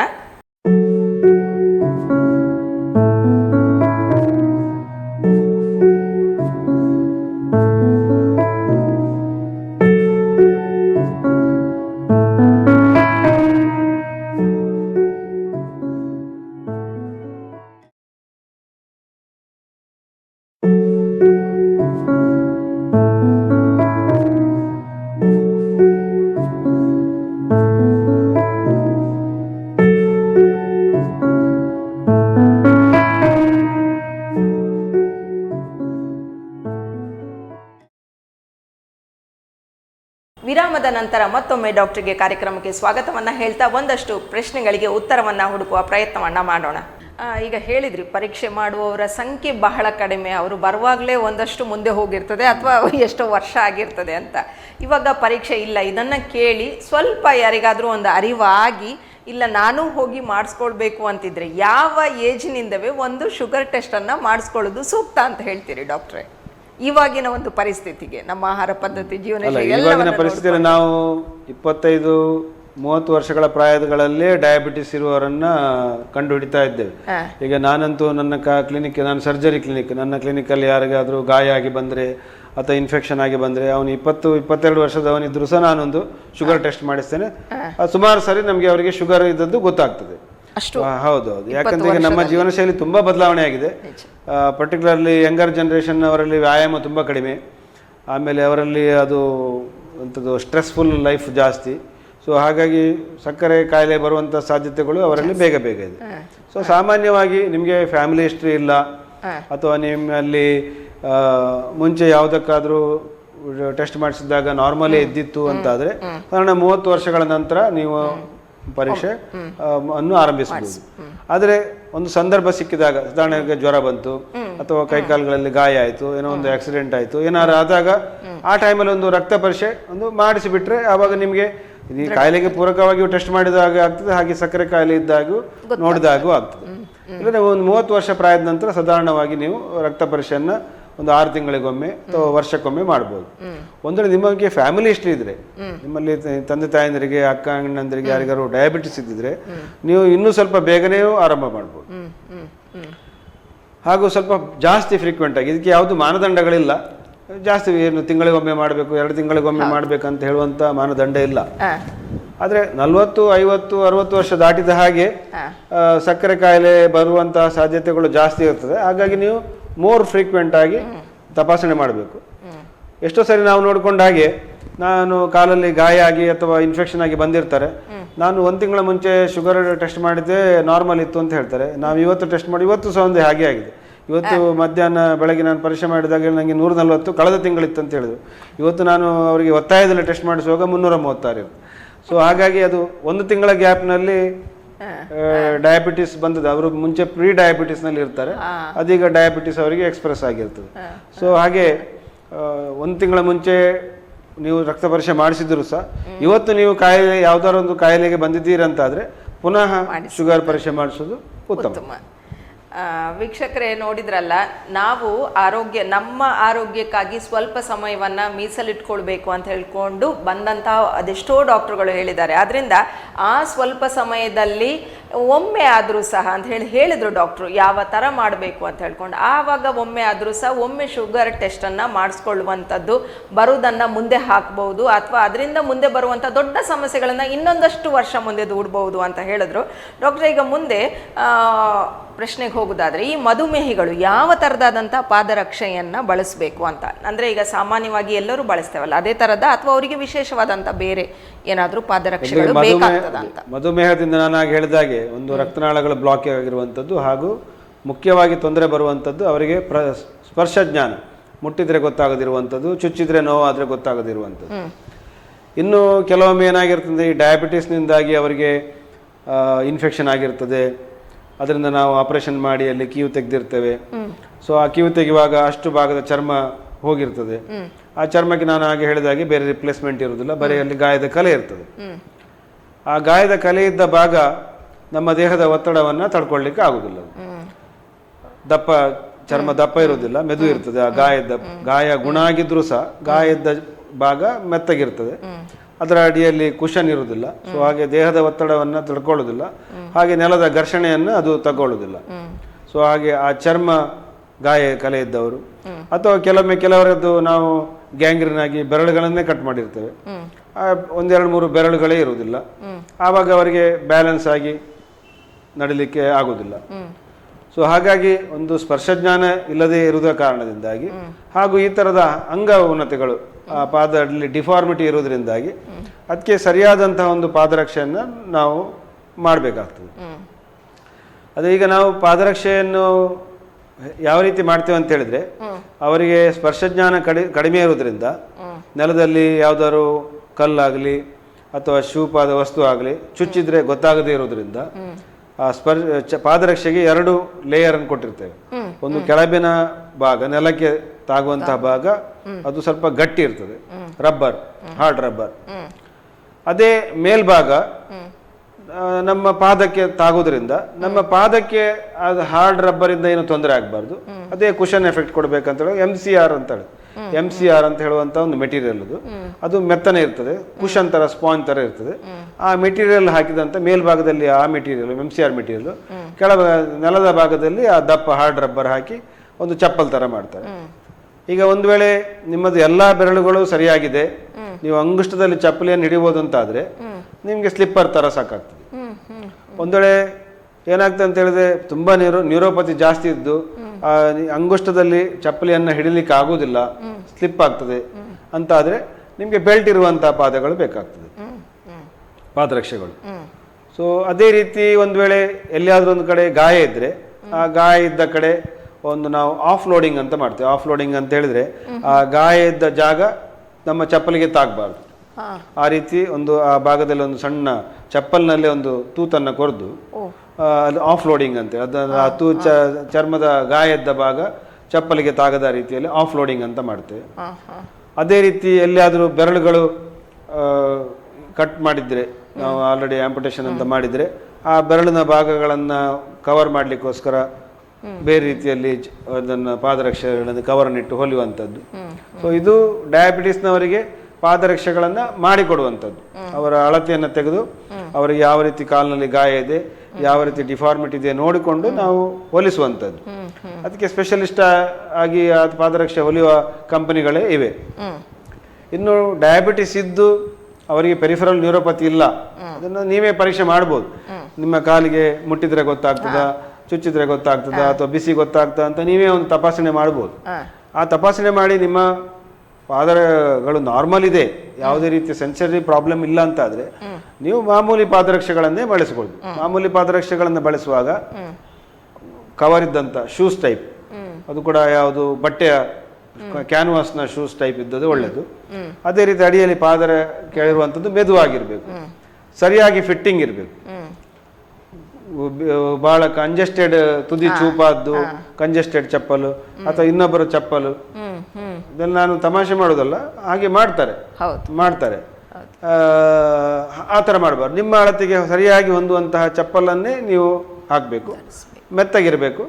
ಹಾಗೂ ಸರಿಯಾದ ಸೈಜ್ ಇರಬೇಕು, ಹಾಗೂ ಅದು ಇದು ಏನು ಸರಿಯಾಗಿ ಫಿಟ್ಟಿಂಗ್ ಇರುವಂಥ ಒಂದು ಶೂಸ್ಗಳನ್ನು ಹಾಕಬೇಕು. ಮತ್ತು ಇನ್ನೊಂದು, ಪಾದರಕ್ಷೆ ಧರಿಸೋ ಮುಂಚೆ ಸಾಕ್ಸ್ ಹಾಕೊಳ್ಬೇಕು. ಅದು ಬಹಳ ಮುಖ್ಯ. ಯಾಕಂತೇಳಿದ್ರೆ ಪಾದರಕ್ಷೆಗಳು ಸಹ ಅದು ಸ್ವಲ್ಪ ದೊರಗೆ ಇರ್ತದೆ. ಪರ್ಟಿಕ್ಯುಲರ್ಲಿ ಒಂದು ಪಾದರಕ್ಷೆ ನಮ್ಗೆ ಫಿಟ್ ಆಗೋ ಮುಂಚೆ, ನಮ್ಮ ಪಾದಕ್ಕೆ ಹೊಂದಿಕೊಳ್ಳುವ ಮುಂಚೆ ಆ ಪಾದರಕ್ಷೆಯಿಂದಲೇ ಕೆಲವೊಮ್ಮೆ ಗಾಯ ಆಗ್ತದೆ. ಹಾಗಾಗಿ ಯಾವುದೇ ಗಾಯ ಬೇರೆಯವರಿಗೆ ಪಾದರಕ್ಷೆ ಹಾಕಿ ಗಾಯ ಆದರೆ ಗುಣ ಆಗ್ಬೋದು, ಆದರೆ ಡಯಾಬಿಟಿಸ್ನವರಿಗೆ ಆ ಗಾಯವೇ ಒಂದು ಅಪಾಯಕಾರಿಯಾಗಿ ಹೋಗ್ಬೋದು, ಕಾಸ್ಟ್ಲಿ ಆಗ್ಬೋದು. ಸೊ ಹಾಗಾಗಿ ಪ್ರತಿ ಸಾರಿ ಪಾದರಕ್ಷೆ ಹಾಕುವಾಗ ಯಾವುದೇ ಉದಾಸೀನ ಮಾಡದೆ ಒಂದು ಸಾಕ್ಸ್ ಹಾಕೊಂಡೇ ಪಾದರಕ್ಷೆಯನ್ನು ಹಾಕೋದು. ಸ್ಲಿಪ್ಪರ್ ಇರ್ಬೋದು ಅಥವಾ ಶೂಸ್ ಇರ್ಬೋದು, ಪಾದರಕ್ಷೆಗಳನ್ನು ಹಾಕೊಳ್ಬೇಕು. ಮತ್ತೆ ಪಾದರಕ್ಷೆಗಳನ್ನು ಹಾಕುವಾಗ ಮನೆಯೊಳಗೂ ಪಾದರಕ್ಷೆಯನ್ನು ಹಾಕಬೇಕು, ಮನೆಯ ಹೊರಗೂ ಹಾಕಬೇಕು. ಪಾದರಕ್ಷೆ ಇಲ್ಲದೆ ಕಾಲಿಗೆ ನೆಲಕ್ಕೆ ಕಾಲಿಡಬಾರ್ದು. ಯಾಕೆ ಮನೆಯೊಳಗೆ ಯಾಕೆ ಪಾದರಕ್ಷೆ ಹಾಕ್ಬೇಕಂತ ಹೇಳಿದ್ರೆ, ಮನೆಯೊಳಗೂ ಸಹ ಈ ಚೂಪಾದ ವಸ್ತುಗಳು ಕೆಲವೊಮ್ಮೆ ಬಿದ್ದಿರ್ತದೆ ಒಂದನೇದಾಗಿ. ಆಮೇಲೆ ಮನೆಯೊಳಗೆ ನಾವು ಪಾದರಕ್ಷೆ ಹಾಕದೆ ನಡೆಯೋದ್ರಿಂದ ನಮ್ಮ ಪಾದಗಳಲ್ಲಿ ಮಣ್ಣಾಗ್ತದೆ. ಈಗ ಡಯಾಬಿಟಿಸ್ನವರ ಪಾದದಲ್ಲಿ ನಾನು ಬೆವರುದು ಕಡಿಮೆ ಇರ್ತದೆ ಅಂತ ಹೇಳಿದೆ ಆವಾಗ. ಬೆವರುದು ಕಡಿಮೆ ಇರೋದ್ರಿಂದ ಡ್ರೈನೆಸ್ ಇರ್ತದೆ. ಹಾಗೆ ಡ್ರೈನೆಸ್ ಇಂದಾಗಿ ಪಾದಗಳಲ್ಲಿ ಕ್ರ್ಯಾಕ್ ಇರ್ತದೆ. ಆ ಕ್ರ್ಯಾಕ್ನ ಮುಖಾಂತರ ಮಣ್ಣು ಒಳಗೆ ಅದು ಹೋದಾಗ ಅಥವಾ ಇನ್ಫೆಕ್ಷನ್ ಒಳಗೆ ಹೋದರೆ ಆಗ ಇನ್ಫೆಕ್ಷನ್ ಜಾಸ್ತಿ ಆಗ್ತದೆ. ಹಾಗಾಗಿ ಮನೆ ಒಳಗೆ ಸಾಕ್ಸ್ ಹಾಕ್ಕೊಳ್ಬೇಕು, ಕನಿಷ್ಠ ಸಾಕ್ಸ್ ಹಾಕ್ಕೊಳ್ಬೇಕು, ಹಾಗೂ ಚಪ್ಪಲ್ಗಳನ್ನು ಹಾಕ್ಕೊಳ್ಬೇಕು. ಹಾಗಾಗಿ ಮನೆಯೊಳಗೆ ಒಂದು ಚಪ್ಪಲು, ಹೊರಗಡೆ ಒಂದು ಚಪ್ಪಲು, 2 ಸೆಟ್ ಚಪ್ಪಲ್ಗೆ ಹಾಕಬೇಕು. ಚಪ್ಪಲ್ ಹಾಕದೆ ಡಯಾಬಿಟಿಸ್ನವರು ನಡಿಬಾರ್ದು. ಡಯಾಬಿಟಿಸ್ನ ಪಾದಗಳಲ್ಲಿ ತೊಂದರೆ ಇರುವವರು ನಡಿಬಾರ್ದು. ಡಯಾಬಿಟಿಕ್ನಿಂದ ಪಾದಗಳಲ್ಲಿ ತೊಂದರೆ ಇರುವಂಥವ್ರು ಯಾಕೆ ಚಪ್ಪಲನ್ನು ಬಳಸಬೇಕು, ಅದಕ್ಕಿಂತ ಮುಖ್ಯವಾಗಿ ಸಾಕ್ಸ್ಗಳನ್ನು ಕಡ್ಡಾಯವಾಗಿ ಯಾಕೆ ಬಳಸಬೇಕು, ಅಥವಾ ಯಾವ ಥರದಾದಂಥ ಒಂದು ಚಪ್ಪಲ್ಗಳನ್ನು ಕೂಡ ಬಳಸಬೇಕು ಪಾದರಕ್ಷೆಯನ್ನು ಅನ್ನೋದನ್ನು ಕೂಡ ಡಾಕ್ಟ್ರು ಹೇಳಿದ್ರು. ಈಗ ಡಾಕ್ಟ್ರೇ, ಈ ಎಲ್ಲ ಪಾದದ ಒಂದಷ್ಟು ಸಮಸ್ಯೆಗಳನ್ನು ಹೇಳಿದ್ರು, ಇದಕ್ಕೆ ಚಿಕಿತ್ಸೆ ಅಂತ ಹೇಳಿದ್ರು ಯಾವ ಥರನಾಗಿ ಇರ್ತದೆ ಅಂತ? ಡಯಾಬಿಟಿಸ್ನಿಂದ ಪಾದಗಳಿಗೆ ತೊಂದರೆ ಆದಾಗ ಒಂದು ಅಕ್ಯೂಟ್ ಪ್ರಾಬ್ಲಮ್ ಅಂದರೆ ಇನ್ಫೆಕ್ಷನ್ ಆಗಿ ನೋವಾಯಿತು, ಕೀವಾಯಿತು, ಆವಾಗ ಬರ್ತದೆ. ಇನ್ನೊಂದು ಇದೇ ಪೆರಿಫೆರಲ್ ನ್ಯೂರೋಪತಿ ಆಗಲಿ ಅಥವಾ ರಕ್ತ ಸಂಚಾರ ಕಡಿಮೆ ಇರುವುದಾಗಲಿ, ಅದಕ್ಕೊಂದು ಚಿಕಿತ್ಸೆ. ಈಗ ಮೊದಲಿಗೆ ನಾವು ಎರಡನೇದ ವಿಷಯಕ್ಕೆ ಹೋಗುವ, ಅಂದರೆ ರಕ್ತ ಸಂಚಾರ ಕಡಿಮೆ ಇರುವಂಥದ್ದು ಹಾಗೂ ಸ್ಪರ್ಶಜ್ಞಾನ ಕಡಿಮೆ ಇರುವಂಥ ಪಾದಗಳು. ರಕ್ತ ಸಂಚಾರ ಕಡಿಮೆ ಇರುವಂಥದ್ದು ನಾರ್ಮಲ್ ಆಗಿ ಪೇಷಂಟಿಗೆ ಅವರಿಗೆ ಗೊತ್ತಾಗೋದಿಲ್ಲ. ಅದನ್ನು ಡಾಕ್ಟ್ರೇ ಪರೀಕ್ಷೆ ಮಾಡಿ ನಿಮ್ಮ ಪಾದಗಳಿಗೆ ರಕ್ತ ಸಂಚಾರ ಕಡಿಮೆ ಇದೆ ಅಂತ ಹೇಳಬೇಕಾಗ್ತದೆ. ಯಾವ ರೀತಿ ಡಯಾಬಿಟಿಸ್ನವರಿಗೆ ಆವಾಗ ಕಣ್ಣು ಪರೀಕ್ಷೆ ಮಾಡಿ ಅಂತ ಡಾಕ್ಟರ್ನವರು ಹೇಳ್ತಾರೆ, ಅದೇ ರೀತಿ ಪಾದಗಳನ್ನು ಸಹ ಅಟ್ಲೀಸ್ಟ್ ವರ್ಷಕ್ಕೊಂದು ಬಾರಿ ಆದರೂ ಅಥವಾ 2 ವರ್ಷಕ್ಕೊಮ್ಮೆ ಬಾರಿ ಆದರೂ ಒಮ್ಮೆ ಪರೀಕ್ಷೆ ಮಾಡಿ ಪಾದಗಳ ರಕ್ತನಾಳ ಸರಿ ಇದೆ ಅಂತ ಹೇಳುವುದನ್ನು ಅವರು ಪರೀಕ್ಷಿಸ್ಕೊಳ್ಬೇಕು. ಅದಕ್ಕೆ ಪರೀಕ್ಷೆ ಮಾಡಲಿಕ್ಕೆ ಡಾಕ್ಟರ್ಗೆ ನಮ್ಮ ಕ್ಲಿನಿಕಲ್ ಎಕ್ಸಾಮಿನೇಷನ್ ಅಲ್ಲೂ ಗೊತ್ತಾಗ್ತದೆ, ಪಲ್ಸ್ಗಳು ನಮಗೆ ಸಿಗ್ತದೆ. ಇಲ್ಲದ್ರೆ ಡಾಪ್ಲರ್ ಅಂತ ಹೇಳುವಂಥ ಪರೀಕ್ಷೆಯನ್ನು ಮುಖಾಂತರ ಮಾಡ್ಲಿಕ್ಕಾಗ್ತದೆ. ಅದೇ ರೀತಿ ಪೆರಿಫೆರಲ್ ನ್ಯೂರೋಪತಿ ಅಂತ ಹೇಳಿದ್ರೆ ಸ್ಪರ್ಶಜ್ಞಾನ ಗೊತ್ತಾಗದೇ ಇರುವಂಥದ್ದು ರೋಗಿಗಳಿಗೂ ಗೊತ್ತಾಗ್ತದೆ, ನಮಗೆ ಸ್ಪರ್ಶಜ್ಞಾನ ಕಡಿಮೆ ಇದೆ ಅಂತ, ಅಥವಾ ವೈದ್ಯರ ಹತ್ರ ಪರೀಕ್ಷೆ ಮಾಡಿಸಿ ತಿಳಿಬಹುದು. ಇನ್ನೊಂದು, ನರಮಂಡಲಕ್ಕೆ ಹಾನಿ ಆದ್ರಿಂದ ಇನ್ನೊಂದು ವಿಷಯ ಏನಂತ ಹೇಳಿದ್ರೆ, ನಾವು ಪಾದಗಳನ್ನು ಯಾವಾಗಲೂ ಬೆರಳುಗಳನ್ನು ನೇರವಾಗಿ ಇಡ್ತೇವೆ. ಆ ನರಮಂಡಲಕ್ಕೆ ಹಾನಿ ಆದಾಗ ಈ ರೀತಿ ಆಗ್ತದೆ, ಅಂದ್ರೆ ಇದು ನೆಲಕ್ಕೆ ಟಚ್ ಆಗ್ತದೆ. ಇದಕ್ಕೆ ಕ್ಲಾ ಹ್ಯಾಂಡ್ ಅಂತ ಹೇಳ್ತೇವೆ. ಅದೇ ರೀತಿ ಪಾದ ಯಾವಾಗಲೂ ಹೀಗೆ ಒಂದು ಕರು ಆರ್ಚ್ ಇರ್ತದೆ, ಅದು ಆರ್ಚ್ ಡ್ಯಾಮೇಜ್ ಆಗಿ ಹೀಗೆ ಆಗ್ತದೆ, ಸ್ಟ್ರೇಟ್ ಆಗ್ತದೆ. ಸ್ಟ್ರೇಟ್ ಆದ ಕೂಡಲೇ ಈ ಭಾಗ ಅದು ನೆಲಕ್ಕೆ ಟಚ್ ಆಗ್ತದೆ. ಈ ಭಾಗಕ್ಕೆ ಭಾರ ಹೊರುವ ಶಕ್ತಿ ಇರುವುದಿಲ್ಲ. ನಮ್ಮ ಪಾದದಲ್ಲಿ ಸಹ ಪಾದಕ್ಕೆ ಭಾರ ಹೊರುವ ಶಕ್ತಿ ಇರುವುದು ಬೆರಳಿನ ಈ ಭಾಗಕ್ಕೆ ಹಾಗೂ ಇಂಗಾಲಿಗೆ ಮತ್ತೆ ಇಲ್ಲಿಗೆ. ಈ ಭಾಗಕ್ಕೆ ಭಾರ ಹೊರುವ ಶಕ್ತಿ ಇಲ್ಲ. ಇದು ನೆಲಕ್ಕೆ ಟಚ್ ಆದ ಕೂಡಲೇ ಇದು ಭಾರ ಹೆಚ್ಚು ಸಮಯ ಹೊರೋದಿಲ್ಲ, ಸ್ವಲ್ಪ ಸಮಯದ ನಂತರ ಇಲ್ಲೊಂದು ಗಾಯ ಆಗಿಬಿಡ್ತದೆ. ಸೊ ಹಾಗಾಗಿ ಆ ಥರ ಡಿಫಾರ್ಮಿಟಿ ಬಂದಿರೋದನ್ನು ಸಹ ಅದು ಸೂಕ್ಷ್ಮವಾಗಿ ಗಮನಿಸಿದರೆ ರೋಗಿಗೂ ಗೊತ್ತಾಗ್ತಿದ್ರೆ ವೈದ್ಯರಿಗಂತೂ ಗೊತ್ತಾಗ್ತದೆ. ಸೊ ಈಗ ಬ್ಲಡ್ ಸರ್ಕ್ಯುಲೇಷನ್ ಕಡಿಮೆ ಇದ್ರೆ, ಯಾವ ರೀತಿ ಬ್ಲಡ್ ಸರ್ಕ್ಯುಲೇಷನ್ ಕಡಿಮೆ ಇದೆ ಅಂತ ಹೇಳುವಂಥ ಡಾಪ್ಲರ್ ಟೆಸ್ಟ್ ಅಥವಾ ಆಂಜಿಯೋಗ್ರಾಮ್ ಟೆಸ್ಟ್ ಮಾಡಿ ಆ ಬ್ಲಡ್ ಸಪ್ಲೈಯನ್ನು ವಾಪಸ್ ಬರುವ ಹಾಗೆ ಮಾಡಲಿಕ್ಕೆ, ಈಗ ಹಾರ್ಟ್ನಲ್ಲಿ ಹೇಗೆ ಮಾಡ್ತಾರೆ ಅದೇ ರೀತಿಯಲ್ಲಿ ಕಾಲ್ನಲ್ಲೂ ಮಾಡ್ಲಿಕ್ಕೆ ಬರ್ತದೆ. ಅಥವಾ ಕೆಲವು ಬ್ಲಡ್ ಥಿನ್ನರ್ ಮಾತ್ರೆಗಳನ್ನು ಉಪಯೋಗಿಸಿಕೊಂಡು ರಕ್ತ ಸಂಚಾರಗಳನ್ನು ಜಾಸ್ತಿ ಮಾಡಲಿಕ್ಕೂ ಆಗ್ತದೆ. ಒಂದ್ ವೇಳೆ ಕೊಲೆಸ್ಟ್ರಾಲ್ ಜಾಸ್ತಿ ಇದ್ರೆ ಕೊಲೆಸ್ಟ್ರಾಲ್ ಕಡಿಮೆ ಮಾಡುವಂಥ ಔಷಧಿಗಳನ್ನು ಬಳಸಿ ಈ ಥರ ಬ್ಲಾಕ್ ಆಗುವುದನ್ನು ತಡ್ಕೊಳ್ಳಿಕ್ಕೂ ನಿಧಾನ ಮಾಡ್ಲಿಕ್ಕಾದ್ರೂ ಅಥವಾ ಕಡಿಮೆ ಮಾಡ್ಲಿಕ್ಕೂ ಸಾಧ್ಯ ಇದೆ, ಅದು ರಕ್ತ ಸಂಚಾರ ಕಡಿಮೆ ಆಗಿದ್ದಕ್ಕೆ. ಹಾಗೆ ಏನು ನರಮಂಡಲ ಪೆರಿಫೆರಲ್ ನ್ಯೂರೋಪತಿಯನ್ನು ಟ್ರೀಟ್ಮೆಂಟ್ ಕೊಡೋದು ಸ್ವಲ್ಪ ಕಷ್ಟ. ಯೂಶಲಿ ನರಮಂಡಲ ಡ್ಯಾಮೇಜ್ ಆದಮೇಲೆ ಅದು ರಿಕವರಿ ಆಗೋದು ಬಹಳ ಕಡಿಮೆ, ಬಹಳ ನಿಧಾನ ಹಾಗೂ ಕಡಿಮೆ ಆಗೋದೇ ಇಲ್ಲ ಅಂತ ಹೇಳ್ಬೋದು. ಆದರೂ ಸಹ ಕೆಲವು ಔಷಧಿಗಳು ಬರ್ತವೆ, ಆ ಔಷಧಿಗಳನ್ನು ಬಳಕೆ ಮಾಡ್ಬೋದು. ಆದರೆ ನರಮಂಡಲದಲ್ಲಿ ನ್ಯೂರೋಪತಿ ಇದ್ದವರು ಈ ಪಾದರಕ್ಷೆಗಳನ್ನು ಬಳಸಬೇಕು. ಪಾದರಕ್ಷೆಗಳನ್ನು ಬಳಸಿ ಗಾಯ ಆಗದ ಹಾಗೆ ನೋಡಿಕೊಳ್ಬೇಕು. ಇನ್ನು ಡಿಫಾರ್ಮಿಟಿ, ನಾನು ಹಾಗೆ ಹೇಳಿದೆ, ಫ್ಲಾಟ್ ಫುಟ್ ಇರುವಂಥವ್ರು ಅಥವಾ ಈ ಕ್ಲಾಪ್ ಹ್ಯಾಂಡ್, ಅದಕ್ಕೆ ಸಹ ಸರಿಯಾದ ಪಾದರಕ್ಷೆಗಳನ್ನು ಬಳಸುವುದು ಒಂದು ಉಪಾಯ. ಅದು ಕೆಲವು ಶಸ್ತ್ರಚಿಕಿತ್ಸೆ ಮಾಡಿ ಸಹ ಸರಿ ಮಾಡ್ಲಿಕ್ಕೆ ಬರ್ತದೆ ಅದು. ಆದರೆ ಶಸ್ತ್ರಚಿಕಿತ್ಸೆ ಮಾಡಿ ಸರಿ ಮಾಡುವುದು ನಾವು ಬಹಳ ಅಪರೂಪ. ಯಾಕೆಂದರೆ ಪಾದಕ್ಕೆ ಆಲ್ರೆಡಿ ರಕ್ತ ಸಂಚಾರ ಬರುವುದು ಕಡಿಮೆ, ಈ ನರದ್ದು ಪ್ರಾಬ್ಲಮ್ ಇರ್ತದೆ, ಸ್ಪರ್ಶಜ್ಞಾನದ ಪ್ರಾಬ್ಲಮ್ ಇರುವಾಗ ಪುನಃ ಆಪರೇಷನ್ ಮಾಡಿ ಏನಾದ್ರು ತೊಂದರೆ ಆಗ್ಬೋದು ಅಂತ ಹೇಳುವಂಥ ಭಾವನೆ, ಭಯ ಇರೋದ್ರಿಂದ ಯೂಶಲಿ ಕಾಲುಗಳಿಗೆ ಆಪರೇಷನ್ ಮಾಡೋದು ಕಡಿಮೆ. ಆದರೆ ಪಾದರಕ್ಷೆಗಳನ್ನು ಬಳಸಿ ಆ ಏನು ಡಿಫಾರ್ಮಿಟಿ ಇದೆ ಅದನ್ನು ಕರೆಕ್ಷನ್ ಮಾಡಲಿಕ್ಕೆ ಪ್ರಯತ್ನ ಮಾಡ್ಬೋದು. ಇದು ಕೋಲ್ಡ್ ಕೇಸ್, ಏನು ಪ್ರಾಬ್ಲಮ್ ಇಲ್ಲದೆ ಬರುವವರು. ಇನ್ನು ತೊಂದರೆ ಹಾಕೊಂಡು ಬರುವವರು, ಈ ತೊಂದರೆ ಹಾಕೊಂಡು ಬರುವವರೆಲ್ಲ ಈ ಫಸ್ಟ್ ಕ್ಯಾಟಗರಿಯವರೇ.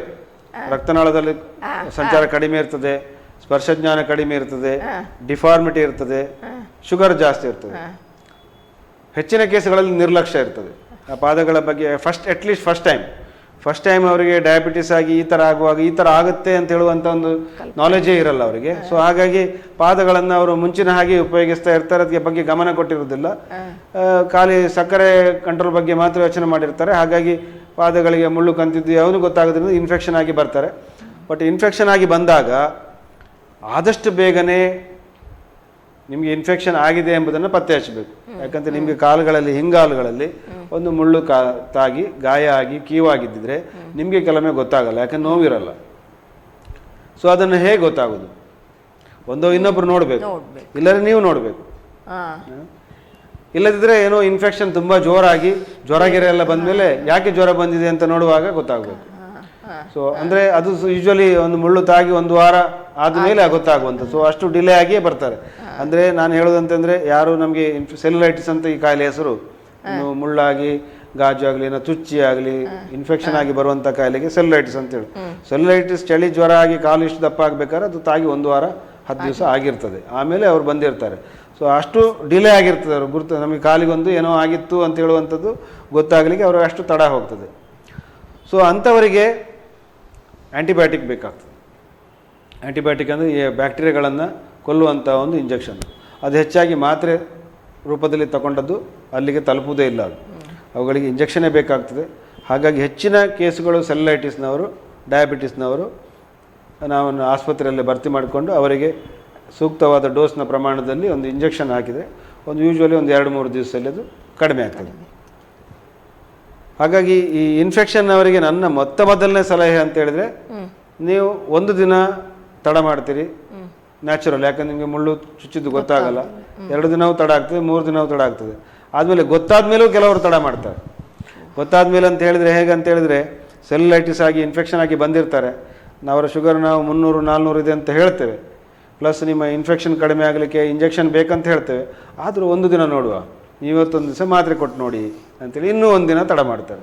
ಸೊ ಆಗಿರುವಾಗ ಅದು ಇನ್ಫೆಕ್ಷನು ಇನ್ನೂ ಜಾಸ್ತಿ ಆಗಿರ್ತದೆ. ಸೊ ಹಾಗಾಗಿ ಈ ತಡ ಮಾಡುವಂಥದ್ದು, ನಾಳೆ ನೋಡೋಣ, ನಾಡಿದ್ದು ನೋಡೋಣ ಅಂತ ತಡ ಮಾಡುವುದನ್ನು ಮೊದಲನೇದಾಗಿ ನಿಲ್ಲಿಸಬೇಕು, ಅದಕ್ಕೆ ಬ್ರೇಕ್ ಹಾಕಬೇಕು. ಅದನ್ನು, ಆ ಪ್ರವೃತ್ತಿಯನ್ನು ಡಯಾಬಿಟಿಸ್ನವರು ಬಿಟ್ಟುಬಿಡಬೇಕು. ಅದು ಒಂದು. ಎರಡನೇದಾಗಿ, ಈ ನಾನು ಹೇಳಿದಾಗೆ ಇನ್ಫೆಕ್ಷನ್ ಆಯಿತು, ಅಲ್ಲಿ ಇನ್ಫೆಕ್ಷನ್ ಆದ ಕೂಡಲೇ ಫಸ್ಟಿಗೆ ಕೆಂಪಾಗ್ತದೆ. ಆ ಕೆಂಪಾದ ಚರ್ಮದ ಒಳಗೆ ಕೀವಿರ್ತದೆ. ಕೀವು ಅಂದರೆ ರೆಶಿ. ಇನ್ನೂ ಸ್ವಲ್ಪ ಜಾಸ್ತಿ ಅಂತ ಹೇಳಿದ್ರೆ ಅಲ್ಲಿ ಆ ಮಾಂಸಖಂಡಗಳು ಕೊಳ್ತೋಗ್ತವೆ. ಕೀವು ಬೇರೆ, ಕೊಳ್ತದ್ದು ಬೇರೆ. ಕೀವು ಅಂತ ಹೇಳಿದ್ರೆ ನಮ್ಮ ಅದು ಏನು ರೋಗಾಣುಗಳನ್ನು ಕೊಲ್ಲುವಾಗ ಬರುವಂಥ ಒಂದು ಸ್ರಾವ, ಅದು ರೆಶಿ ಅಂತ ಹೇಳುವಂಥ. ಆದರೆ ಸ್ಲಫ್ ಅಥವಾ ಏನು ಕೊಳ್ತದ್ದು ಅಂತ ಹೇಳಿದ್ರೆ, ನಮ್ಮ ಮಾಂಸಖಂಡಗಳು ಕೊಳ್ತಕ್ಕೆ ನಾವು ಸ್ಲಫ್ ಅಂತ ಹೇಳ್ತೇವೆ. ಅದು ಮಾಂಸಖಂಡಗಳ ಸ್ಟ್ರಕ್ಚರ್ನ ಹಾಗೆ ಇರ್ತದೆ, ಅದು ಕೊಳ್ತೋಗಿರ್ತದೆ, ಜೀವ ಇರುವುದಿಲ್ಲ. ಈ ರೆಶಿಯನ್ನಾಗಲಿ ಅಥವಾ ಈ ಸ್ಲಫನ್ನಾಗಲಿ ನಾವು ತೆಗಿಲಿಲ್ಲ ಅಂದರೆ ಅದರಲ್ಲಿ ಲಕ್ಷಾಂತರ ಮಿಲಿಯಾಂತರ ಗಟ್ಟಲೆ ಬ್ಯಾಕ್ಟೀರಿಯಾಗಳಿರ್ತವೆ. ಆ ಬ್ಯಾಕ್ಟೀರಿಯಾಗಳು ರಕ್ತದ ಮುಖಾಂತರ ನಮ್ಮ ದೇಹಕ್ಕೆ ಸ್ಪ್ರೆಡ್ ಆಗ್ತದೆ. ನಮ್ಮ ದೇಹದ ಇತರಂಗಗಳಿಗೂ ಸಹ ಆ ಬ್ಯಾಕ್ಟೀರಿಯಾ ಹೋಗಿ ಕೂತ್ಕೊಳ್ತದೆ, ಒಂದನೇದಾಗಿ. ಎರಡನೇದಾಗಿ ನಮ್ಮ ಕಾಲಿನಲ್ಲಿ ಸಹ ಅದು ಮೇಲೆ ಮುಂಗಾಲಿಗೆ, ತೊಡೆಗೆ ಹಾಗೆ ಹಬ್ಬುತ್ತದೆ. ಹಬ್ಬುದ ಸಾಧ್ಯತೆ ಅಲ್ಲ, ಹಬ್ಬುತ್ತದೆ. ಹಾಗಾಗಿ ಕೀವು ತೆಗಿಬೇಕು. ಅಥವಾ ಈ ಸ್ಲಫ್ಗಳನ್ನು ಡಿಬ್ರೈಡ್ಮೆಂಟ್ ಅಂತ ಹೇಳ್ತೇವೆ. ಆ ಡಿಬ್ರೈಡ್ಮೆಂಟ್ ಮಾಡ್ತೇವೆ ಅಂತ ಹೇಳುವಾಗಲೂ ರೋಗಿಗಳು ಬೇಡ, ನಾಳೆ ನೋಡುವ, ಒಂದಿನ ನೋಡುವ ಅಂತ ಹೇಳ್ತಾರೆ. ಅಂದರೆ ಆ ಥರ ಗಾಯ ಮಾಡೋದು ಬೇಡ ಅಂತ. ಅಲ್ಲಿ ಸಹ ಬೇಡ ಅಂತಲೇ ಹೇಳಬಾರ್ದು. ಎರಡನೇದಾಗಿ ಆ ಡಿಬ್ರೈನ್ಮೆಂಟನ್ನು ನಾವು ಆವತ್ತೇ ಮಾಡಬೇಕು. ಇನ್ನು ನೆಕ್ಸ್ಟ್ ಹಂತ ಅಂತ ಹೇಳಿದ್ರೆ ಅದೇ ಗ್ಯಾಂಗ್ರೀನ್ ಅಂತ ಹೇಳುವಂಥದ್ದು. ಏನಂತ ಹೇಳಿದ್ರೆ, ನಾನು ಹೇಳಿದೆ ನಮ್ಮ ಪಾದದಲ್ಲಿರುವಂಥದ್ದು ಒಂದು ಚರ್ಮದ ಕೆಳಗೆ ಒಂದಿಷ್ಟು ಟೆಂಡನ್, ಅದರ ಕೆಳಗೆ ಇರುವಂಥದ್ದು ಬೋನ್. ಈಗ ನಿಮ್ಮ ಚರ್ಮದ ಅಡಿಯಲ್ಲಿ ಕೀವಾಯ್ತು ಅಂತ ಹೇಳಿದ ಕೂಡಲೇ ಟೆಂಡನ್ ಅದು ಸ್ಲಫ್ ಆಯ್ತು, ಕೊಳ್ತು ಹೋಯ್ತು. ಆಮೇಲೆ ರಕ್ತನಾಳಗಳು ಅದು ಕೊಳ್ತು ಹೋಯ್ತು, ಅದರಲ್ಲಿ ಸ್ವಲ್ಪ ಬ್ಲಾಕು ಇತ್ತು ಮತ್ತು ಕೊಳ್ತು ಹೋಯ್ತು, ಮತ್ತೆ ಉಳಿದ್ರದ್ದು ಬೋನ್ ಮಾತ್ರ. ಸೊ ಅದು ಅಲ್ಲಿ ತನಕ ಇನ್ಫೆಕ್ಷನ್ ಹೋದ್ಮೇಲೆ ನೆಕ್ಸ್ಟ್ ಆಗೋದು ಗ್ಯಾಂಗ್ರೀನೆ. ಅಂದ್ರೆ ಇಡೀ ಬೆರಳಿಗೆ ಜೀವ ಹೋಗ್ತದೆ. ಒಂದು ಬೆರಳಿಗೆ ಜೀವ ಹೋದ ಕೂಡಲೇ ನಾವೇನು ಹೇಳ್ತೇವೆ, ಆ ಬೆರಳನ್ನ ಬೇಗ ತೆಗೆಯೋಣ, ಕಟ್ ಮಾಡಿ ತೆಗೆಯುವ. ಯಾಕಂತ ಹೇಳಿದ್ರೆ ಆ ಬೆರಳು ಗ್ಯಾಂಗ್ರೀನ್ ಆಗಿದೆ, ಅದು ಸರಿ ಆಗುವ ಸಾಧ್ಯತೆ 100ಕ್ಕೆ 100 ಇಲ್ಲ. ಅದನ್ನ ಇಟ್ಟುಕೊಂಡೋದ್ರಿಂದ ಏನಾಗ್ತದೆ ಅಂತ ಹೇಳಿದ್ರೆ ಅದರಲ್ಲಿ ಲಕ್ಷಾಂತರ ಇರುವಂತಹ ಬ್ಯಾಕ್ಟೀರಿಯಾಗಳು ಅದು ಇನ್ನೊಂದು ಬೆರಳಿಗಾಗ್ಲಿ ಅಥವಾ ಪಾದದ ಇನ್ನೂ ಹಿಂದಿನ ಭಾಗಕ್ಕಾಗ್ಲಿ ಹರಡಿ ನಾವು ಒಂದು ಡಿಲೇ ಮಾಡೋದು ಇನ್ನೊಂದು ಬೆರಳನ್ನು ಕಳ್ಕೊಳ್ತೇವೆ ಅಥವಾ ಪಾದವನ್ನೇ ಕಳ್ಕೊಳ್ತೇವೆ. ಸೊ ಹಾಗಾಗಿ ವೈದ್ಯರು ಯಾವಾಗಲೂ ಡಿಬ್ರೈಡ್ಮೆಂಟ್ ಅಂತ ಹೇಳಿದ್ರೆ ಆ ಕೊಳೆತ ಭಾಗಗಳನ್ನು ತೆಗಿಬೇಕು, ಕೀವು ತೆಗಿಬೇಕು, ಅಥವಾ ಗ್ಯಾಂಗ್ರೀನ್ ಆಗಿರೋ ಪಾರ್ಟನ್ನು ಕಟ್ ಮಾಡಿ ತೆಗಿಬೇಕು ಅಂತ ಹೇಳುವಾಗ ನಾಳೆ ಮಾಡುವ, ನಾಡಿದ್ದು ಮಾಡುವ, ನೋಡೋಣ ಅಂತ ಹೇಳುವುದ್ರ ಬದಲು ಆದಷ್ಟು ಬೇಗನೆ ಮಾಡಬೇಕು. ಮತ್ತು ಏನು ಈ ಡಿಬ್ರೈಡ್ಮೆಂಟ್ಗಳನ್ನು ಬೇಗನೆ ಮಾಡಬೇಕು. ಆ್ಯಂಟಿಬಯೋಟಿಕ್ಗಳನ್ನು ಇಂಜೆಕ್ಷನ್ ರೂಪಾಂತರದಲ್ಲೇ ತಗೊಳ್ಳೋದು ಉತ್ತಮ. ಅದೇ ರೀತಿ ಸಕ್ಕರೆ, ಡಯಾಬಿಟಿಸ್ ಕೂಡ ಕಂಟ್ರೋಲ್ ಬೇಕು. ಡಯಾಬಿಟಿಸು ಯೂಶ್ವಲಿ ಈ ಕಾಯಿಲೆಗಳಲ್ಲಿ ಇರುವಾಗ ಭಾಳ ಫಾಸ್ಟಾಗಿ ಕಂಟ್ರೋಲ್ ಬರಬೇಕು. ಈಗ ಡಯಾಬಿಟಿಸ್ ಉಂಟು ನಿಮ್ಗೆ ಗೊತ್ತಾದ ಕೂಡಲೇ ಫಸ್ಟ್ ಟೈಮ್ ಹೋದಾಗ ಏನು ಕಾಯಿಲೆ ಇಲ್ದಿದ್ರೆ ಅವರು ಡಯಾಬಿಟಿಸ್ ಮಾತ್ರೆ ತಗೊಟ್ಟು 15 ದಿನ ಬಿಟ್ಟು ನೋಡುವ ಅಂತ ಹೇಳ್ತಾರೆ. 15 ದಿನದಲ್ಲಿ ಸ್ವಲ್ಪ ಕಡಿಮೆ ಆಗಿ ಮತ್ತೊಂದು 15 ದಿನದಲ್ಲಿ 1 ತಿಂಗಳಲ್ಲಿ ನಾರ್ಮಲ್ ಬರ್ಬೋದು. ಬಟ್ ಡಯಾಬಿಟಿಸ್ ಆಗಿ ಕಾದಗಳಲ್ಲಿ ಇನ್ಫೆಕ್ಷನ್ ಆದಾಗ ನಮಗೆ ಮರುದಿನವೇ ಶುಗರ್ ಕಂಟ್ರೋಲ್ ಬರಬೇಕು. ಸೊ ಆಗಿರುವಾಗ ಬರೇ ಮಾತ್ರೆಗಳಿಂದ ಶುಗರ್ ಕಂಟ್ರೋಲ್ ಬರುತ್ತೆ. ಇನ್ಸುಲಿನ್ ಏನು ಶುಗರ್ ಕಂಟ್ರೋಲ್ ಮಾಡುವಂಥ ಹಾರ್ಮೋನ್ ಇದೆ ಇನ್ಸುಲಿನ್, ಅದನ್ನು ನಾವು ಇಂಜೆಕ್ಷನ್ ಮುಖಾಂತರದಲ್ಲಿ ಕೊಡಲೇಬೇಕಾಗ್ತದೆ. ಹಾಗಾಗಿ 100ಕ್ಕೆ 99% ಡಯಾಬಿಟಿಸ್ ರೋಗಿಗಳಿಗೆ ಆಸ್ಪತ್ರೆಯಲ್ಲಿ ಯಾವುದು ಪಾದದ ಸಮಸ್ಯೆ ಬಂದಾಗ, ಇನ್ಫೆಕ್ಷನ್ ಆದಾಗ ಅಡ್ಮಿಟ್ ಆದರೆ ಅವರು ಬೇಗನೆ ಗುಣಮುಖ ಆಗ್ತಾರೆ. ಆ ರೀತಿ ಬೆರಳನ್ನು ಕಳ್ಕೊಳ್ಳೋದು, ಪಾದಗಳನ್ನು ಕಳ್ಕೊಳ್ಳುವ ಸಾಧ್ಯತೆಗಳು ಕಡಿಮೆ ಇರ್ತದೆ. ಬಹಳ ಮುಖ್ಯವಾದ ವಿಚಾರವನ್ನು ಹೇಳಿದ್ರು. ಬಹುಶಃ ಡಯಾಬಿಟಿಸ್ ಇರುವಂಥ ಪೇಷಂಟ್ಗಳು ಡಾಕ್ಟ್ರು ಹೇಳಿದ ತಕ್ಷಣ ನಾಳೆ ನಾಡಿದ್ದು ಎಂತ ಮೀನಾಮೇಷ ಎಣಿಸದೆ ಅವರು ಹೇಳಿದ ತಕ್ಷಣ ಮಾಡ್ಕೊಳ್ಳೋದ್ರಿಂದ ಅದು ಇನ್ನಷ್ಟು ಹಬ್ಬದು ತಪ್ತದೆ ಅನ್ನೋದನ್ನು ಸ್ಪಷ್ಟವಾಗಿ ಹೇಳಿದರು. ನೀವು ಕೂಡ ಇದನ್ನು ಬಹಳ ಗಂಭೀರವಾಗಿ ಪರಿಗಣಿಸ್ತೀರಿ ಅಂತ ನಾನು ಖಂಡಿತವಾಗ್ಲೂ ಭಾವಿಸ್ತೇನೆ. ಬಹಳಷ್ಟು ವಿಚಾರವನ್ನು ಡಾಕ್ಟ್ರು ನಮ್ಮ ಜೊತೆಗೆ ಹೇಳಿದ್ರು ಕೂಡ ನೀವೆಲ್ಲರೂ ಕೂಡ ಎಲ್ಲ ವಿಚಾರವನ್ನು ಸಹ ಬಹಳ ಗಂಭೀರವಾಗಿ ತಗೊಳ್ತೀರಿ ಅಂತ ಭಾವಿಸ್ತಾ ಡಾಕ್ಟರ್, ಕೊನೆಯದಾಗಿ ಏನು ಕಿವಿ ಮಾತನ್ನ ಹೇಳ್ತೀರಿ ನಮ್ಮ ಮಧುಮೇಹಿಗಳಿಗೆ? ನಾನಾಗಲೇ ಹೇಳಿದಾಗೆ ಡಯಾಬಿಟಿಸ್ ಅನ್ನು ಸರಿಯಾಗಿ ಕಂಟ್ರೋಲ್ ಮಾಡಬೇಕಾದ್ರೆ ರೋಗಿಗಳು ಹೆಚ್ಚಾಗಿ ಒಂದು ಪಾದಕ್ಕೆ ತೊಂದರೆ ಆಗಿರಬೇಕು, ಇಲ್ಲರ ಕಣ್ಣಿಗೆ ತೊಂದರೆ ಆಗಬೇಕು, ಇಲ್ಲದ್ರೆ ಅವರು ಪ್ರಾಮಾಣಿಕವಾಗಿ ಶುಗರ್ ಅನ್ನು ಕಂಟ್ರೋಲ್ ಮಾಡುವವರ ಸಂಖ್ಯೆ ಕಡಿಮೆ ಇದೆ ಅಂತ ಹೇಳಿದೆ. ಸೊ ಅದನ್ನೇ ಪುನಃ ತಿರುಗಿಸಿ ಹೇಳುವುದು ಅಂತ ಹೇಳಿದ್ರೆ, ಡಯಾಬಿಟಿಸ್ ಎಂದಾಗಿ ನಿಮಗೆ ಪಾದಗಳಲ್ಲಿ ತೊಂದರೆ ಆಯಿತು ಅಂತ ಆದರೆ ಅದರ ಸೂಚನೆ ಅಂತ ಹೇಳಿದ್ರೆ ನಿಮ್ಮ ಪಾದಗಳಲ್ಲಿ ಮಾತ್ರ ತೊಂದರೆ ಇರುವುದಲ್ಲ, ನೀವು ಹೃದಯವನ್ನು ಒಂದ್ಸರಿ ಚೆಕ್ ಮಾಡಬೇಕು. ಹೃದಯದಲ್ಲಿ ಸಹ ಇದೇ ರೀತಿ ರಕ್ತನಾಳಗಳು ಬ್ಲಾಕ್ ಇರುವ ಸಾಧ್ಯತೆ ಇರ್ತದೆ. ಅದೇ ಕಣ್ಣಿನಲ್ಲೂ ಹಾಗೆ ಆಗ್ತದೆ, ಮುಖ್ಯವಾದ ಅಂಗ ಕಣ್ಣು, ಅದರಲ್ಲೂ ಸಹ ಹಾಗೆ ಆಗಿರುವ ಸಾಧ್ಯತೆ ಇರ್ತದೆ. ಹಾಗಾಗಿ ಕಣ್ಣನ್ನು ಒಮ್ಮೆ ಪರೀಕ್ಷೆ ಮಾಡಬೇಕು. ಅದೇ ರೀತಿ ಕಿಡ್ನಿ, ಆವಾಗ ಆ ಗಳಿಗೆಯಲ್ಲಿ ಕಿಡ್ನಿ ಸರಿ ಇದ್ದಿರಲೂಬಹುದು, ಕ್ರಿಯಾಟಿನಿನ್ ಲೆವೆಲ್ ಪರೀಕ್ಷೆ ಮಾಡುವ ಸರಿ ಇರ್ಬೋದು, ಆದರೆ ಆ ಕಿಡ್ನಿ ಮುಂದೆ ಸ್ಲೋ ಆಗಿ ಹಾಳಾಗುವ ಸಾಧ್ಯತೆಗಳು ಜಾಸ್ತಿ ಇರ್ತದೆ. ಅದೊಂದು ಕಿವಿ ಮಾತು. ಈ 3 ಅಂಗಗಳನ್ನು ಪರೀಕ್ಷೆ ಮಾಡಿಸ್ಕೊಳ್ಳಿ. ಆವಾಗ ಮಾತ್ರ ಅಲ್ಲ, ಸ್ವಲ್ಪ ಆವಾಗ ಒಮ್ಮೆ ಪರೀಕ್ಷೆ ಮಾಡ್ತಾ ಇರಿ ಅಂತ. ಇನ್ನು ಎರಡನೇದಾಗಿ ಡಯಾಬಿಟಿಸ್ನ ಜೊತೆ ನಿಮ್ಮ ಡಯಾಬಿಟಿಸ್ನ ಈ ಎಲ್ಲಾ ತೊಂದರೆಗಳನ್ನು ಉಲ್ಬಣ ಮಾಡುವಂಥದ್ದು ಅಂತ ಹೇಳಿದ್ರೆ ಒಂದು ಬೊಜ್ಜು, ದೇಹದ ತೂಕ ಜಾಸ್ತಿ ಇರುವಂಥದ್ದು, ಅದರಿಂದ ಕೊಲೆಸ್ಟ್ರಾಲು, ಬ್ಲಡ್ ಪ್ರೆಷರು ಹಾಗೂ ಈ ಡಯಾಬಿಟಿಸ್, ಇದು 3 ಸಹ ಜಾಸ್ತಿ ಆಗ್ತದೆ. ಇನ್ನೊಂದು ಎರಡನೇದು ಮದ್ಯಪಾನ, ಆಲ್ಕೋಹಾಲ್ ಕನ್ಸಂಪ್ಷನ್, ಆಲ್ಕೋಹಾಲ್ ಅನ್ನು ಸಂಪೂರ್ಣವಾಗಿ ಬಿಟ್ಟುಬಿಡಬೇಕು. ಹಾಗೂ ತಂಬಾಕು ಸೇವನೆ, ಸ್ಮೋಕಿಂಗ್ ಆಗ್ಬೋದು ಅಥವಾ ನಶೆ ಆಗ್ಬೋದು ಅಥವಾ ಪಾನ್ ಬೀಡ ಇರ್ಬೋದು, ಯಾವುದೇ ರೀತಿಯಲ್ಲಿ ತಂಬಾಕು ಸೇವನೆ ಈ ಡಯಾಬಿಟಿಸ್ನಿಂದ ಏನು ತೊಂದರೆಗಳು ನಿಮ್ಮ ಪಾದಗಳಿಗೆ ಆಗಿ ಬರ್ತದೆ ಅದನ್ನು ಅವುಗಳು ಕಂಪೌಂಡಿಂಗ್ ಅಂತ ಹೇಳಿದ್ರೆ 1+1 ಅಂದರೆ 2 ಅಲ್ಲ, 1 ಸ್ಕ್ವೇರ್ ಪ್ರಕಾರ ಕಂಪೌಂಡಿಂಗ್, 1ಅನ್ನು 10 ಪಟ್ಟು ಏರಿಸುವಂಥದ್ದು. ಸೊ ಆ ರೀತಿ ಕಂಪೌಂಡಿಂಗ್ ಎಫೆಕ್ಟ್ ಅನ್ನು ಹೊಂದಿರ್ತವೆ. ಹಾಗಾಗಿ ಮದ್ಯಪಾನ ಹಾಗೂ ಸ್ಮೋಕಿಂಗ್ ಹಾಗೂ ದೇಹದ ತೂಕ ಈ 3ರ ಕಡೆ ಗಮನ ಇಟ್ಟುಕೊಂಡು ನಿಮ್ಮ ಆರೋಗ್ಯವನ್ನು ಕಾಪಾಡಿಕೊಳ್ಳ್ರಿ ಅಂತ ಹೇಳ್ತಾ ನನ್ನ ಮಾತುಗಳನ್ನು ಮುಗಿಸ್ತೇನೆ. ಬಹಳ ಬಹಳ ಬಹಳ ಉತ್ತಮವಾದ ವಿಚಾರವನ್ನು ಡಾಕ್ಟರ್ ಕಿವಿ ಮಾತಿನಲ್ಲೇ ಹೇಳಿದರು. ಪ್ರತಿಯೊಂದು ಕಾರ್ಯಕ್ರಮದಲ್ಲೂ ಕೂಡ ಹೇಳೋದು ಜೀವನ ಶೈಲಿ, ಆಹಾರ ಪದ್ಧತಿ, ಒತ್ತಡವನ್ನು ಅತಿಯಾಗಿ ಮಾಡ್ಕೊಳ್ಳದೆ ಇರುವಂಥದ್ದು ಅಂತ ಹೇಳಿದ್ರು. ಇವತ್ತಿನ ಈ ಸಂಚಿಕೆಯಲ್ಲಿ ಮಧುಮೇಹದಿಂದ ಪಾದಗಳಿಗೆ ಆಗುವಂಥ ಸಮಸ್ಯೆ ಆಗಿರ್ಬೋದು, ಅದರ ಚಿಕಿತ್ಸೆ ಆಗಿರ್ಬೋದು, ಇದೆಲ್ಲದರ ಬಗ್ಗೆ ಡಾಕ್ಟ್ರು ಸಂಪೂರ್ಣವಾದ ಮಾಹಿತಿಯನ್ನು ನೀಡಿದರು. ಡಾಕ್ಟ್ರೆ, ಇಲ್ಲಿಯವರೆಗೆ ಬಂದು ಸಂಪೂರ್ಣವಾದ ಮಾಹಿತಿಯನ್ನು ನೀಡಿದ್ದಕ್ಕೆ ತಮಗೆ ತುಂಬ ಹೃದಯದ ಧನ್ಯವಾದಗಳು. ನಮಸ್ಕಾರ. ಇದಾಗಿತ್ತು ಇಂದಿನ ಆರೋಗ್ಯ ವಾಹಿನಿ ಸಂಚಿಕೆ. ಮುಂದಿನ ಸಂಚಿಕೆಯಲ್ಲಿ ಮತ್ತೊಬ್ಬ ವೈದ್ಯರ ಜೊತೆಗೆ ಇನ್ನೊಂದು ವಿಷಯವನ್ನು ಹೊತ್ತು ಬರ್ತೇನೆ. ಅಲ್ಲಿಯ ತನಕ ತಾವೆಲ್ಲರೂ ಸಹ ತಮ್ಮ ಆರೋಗ್ಯವನ್ನು ಕಾಪಾಡ್ಕೊಳ್ತೀರಿ ಅಂತ ಭಾವಿಸ್ತಾ ಇಂದಿನ ಸಂಚಿಕೆಯನ್ನು ಮುಗಿಸ್ತಾ ಇದ್ದೇನೆ. ನಮಸ್ಕಾರ.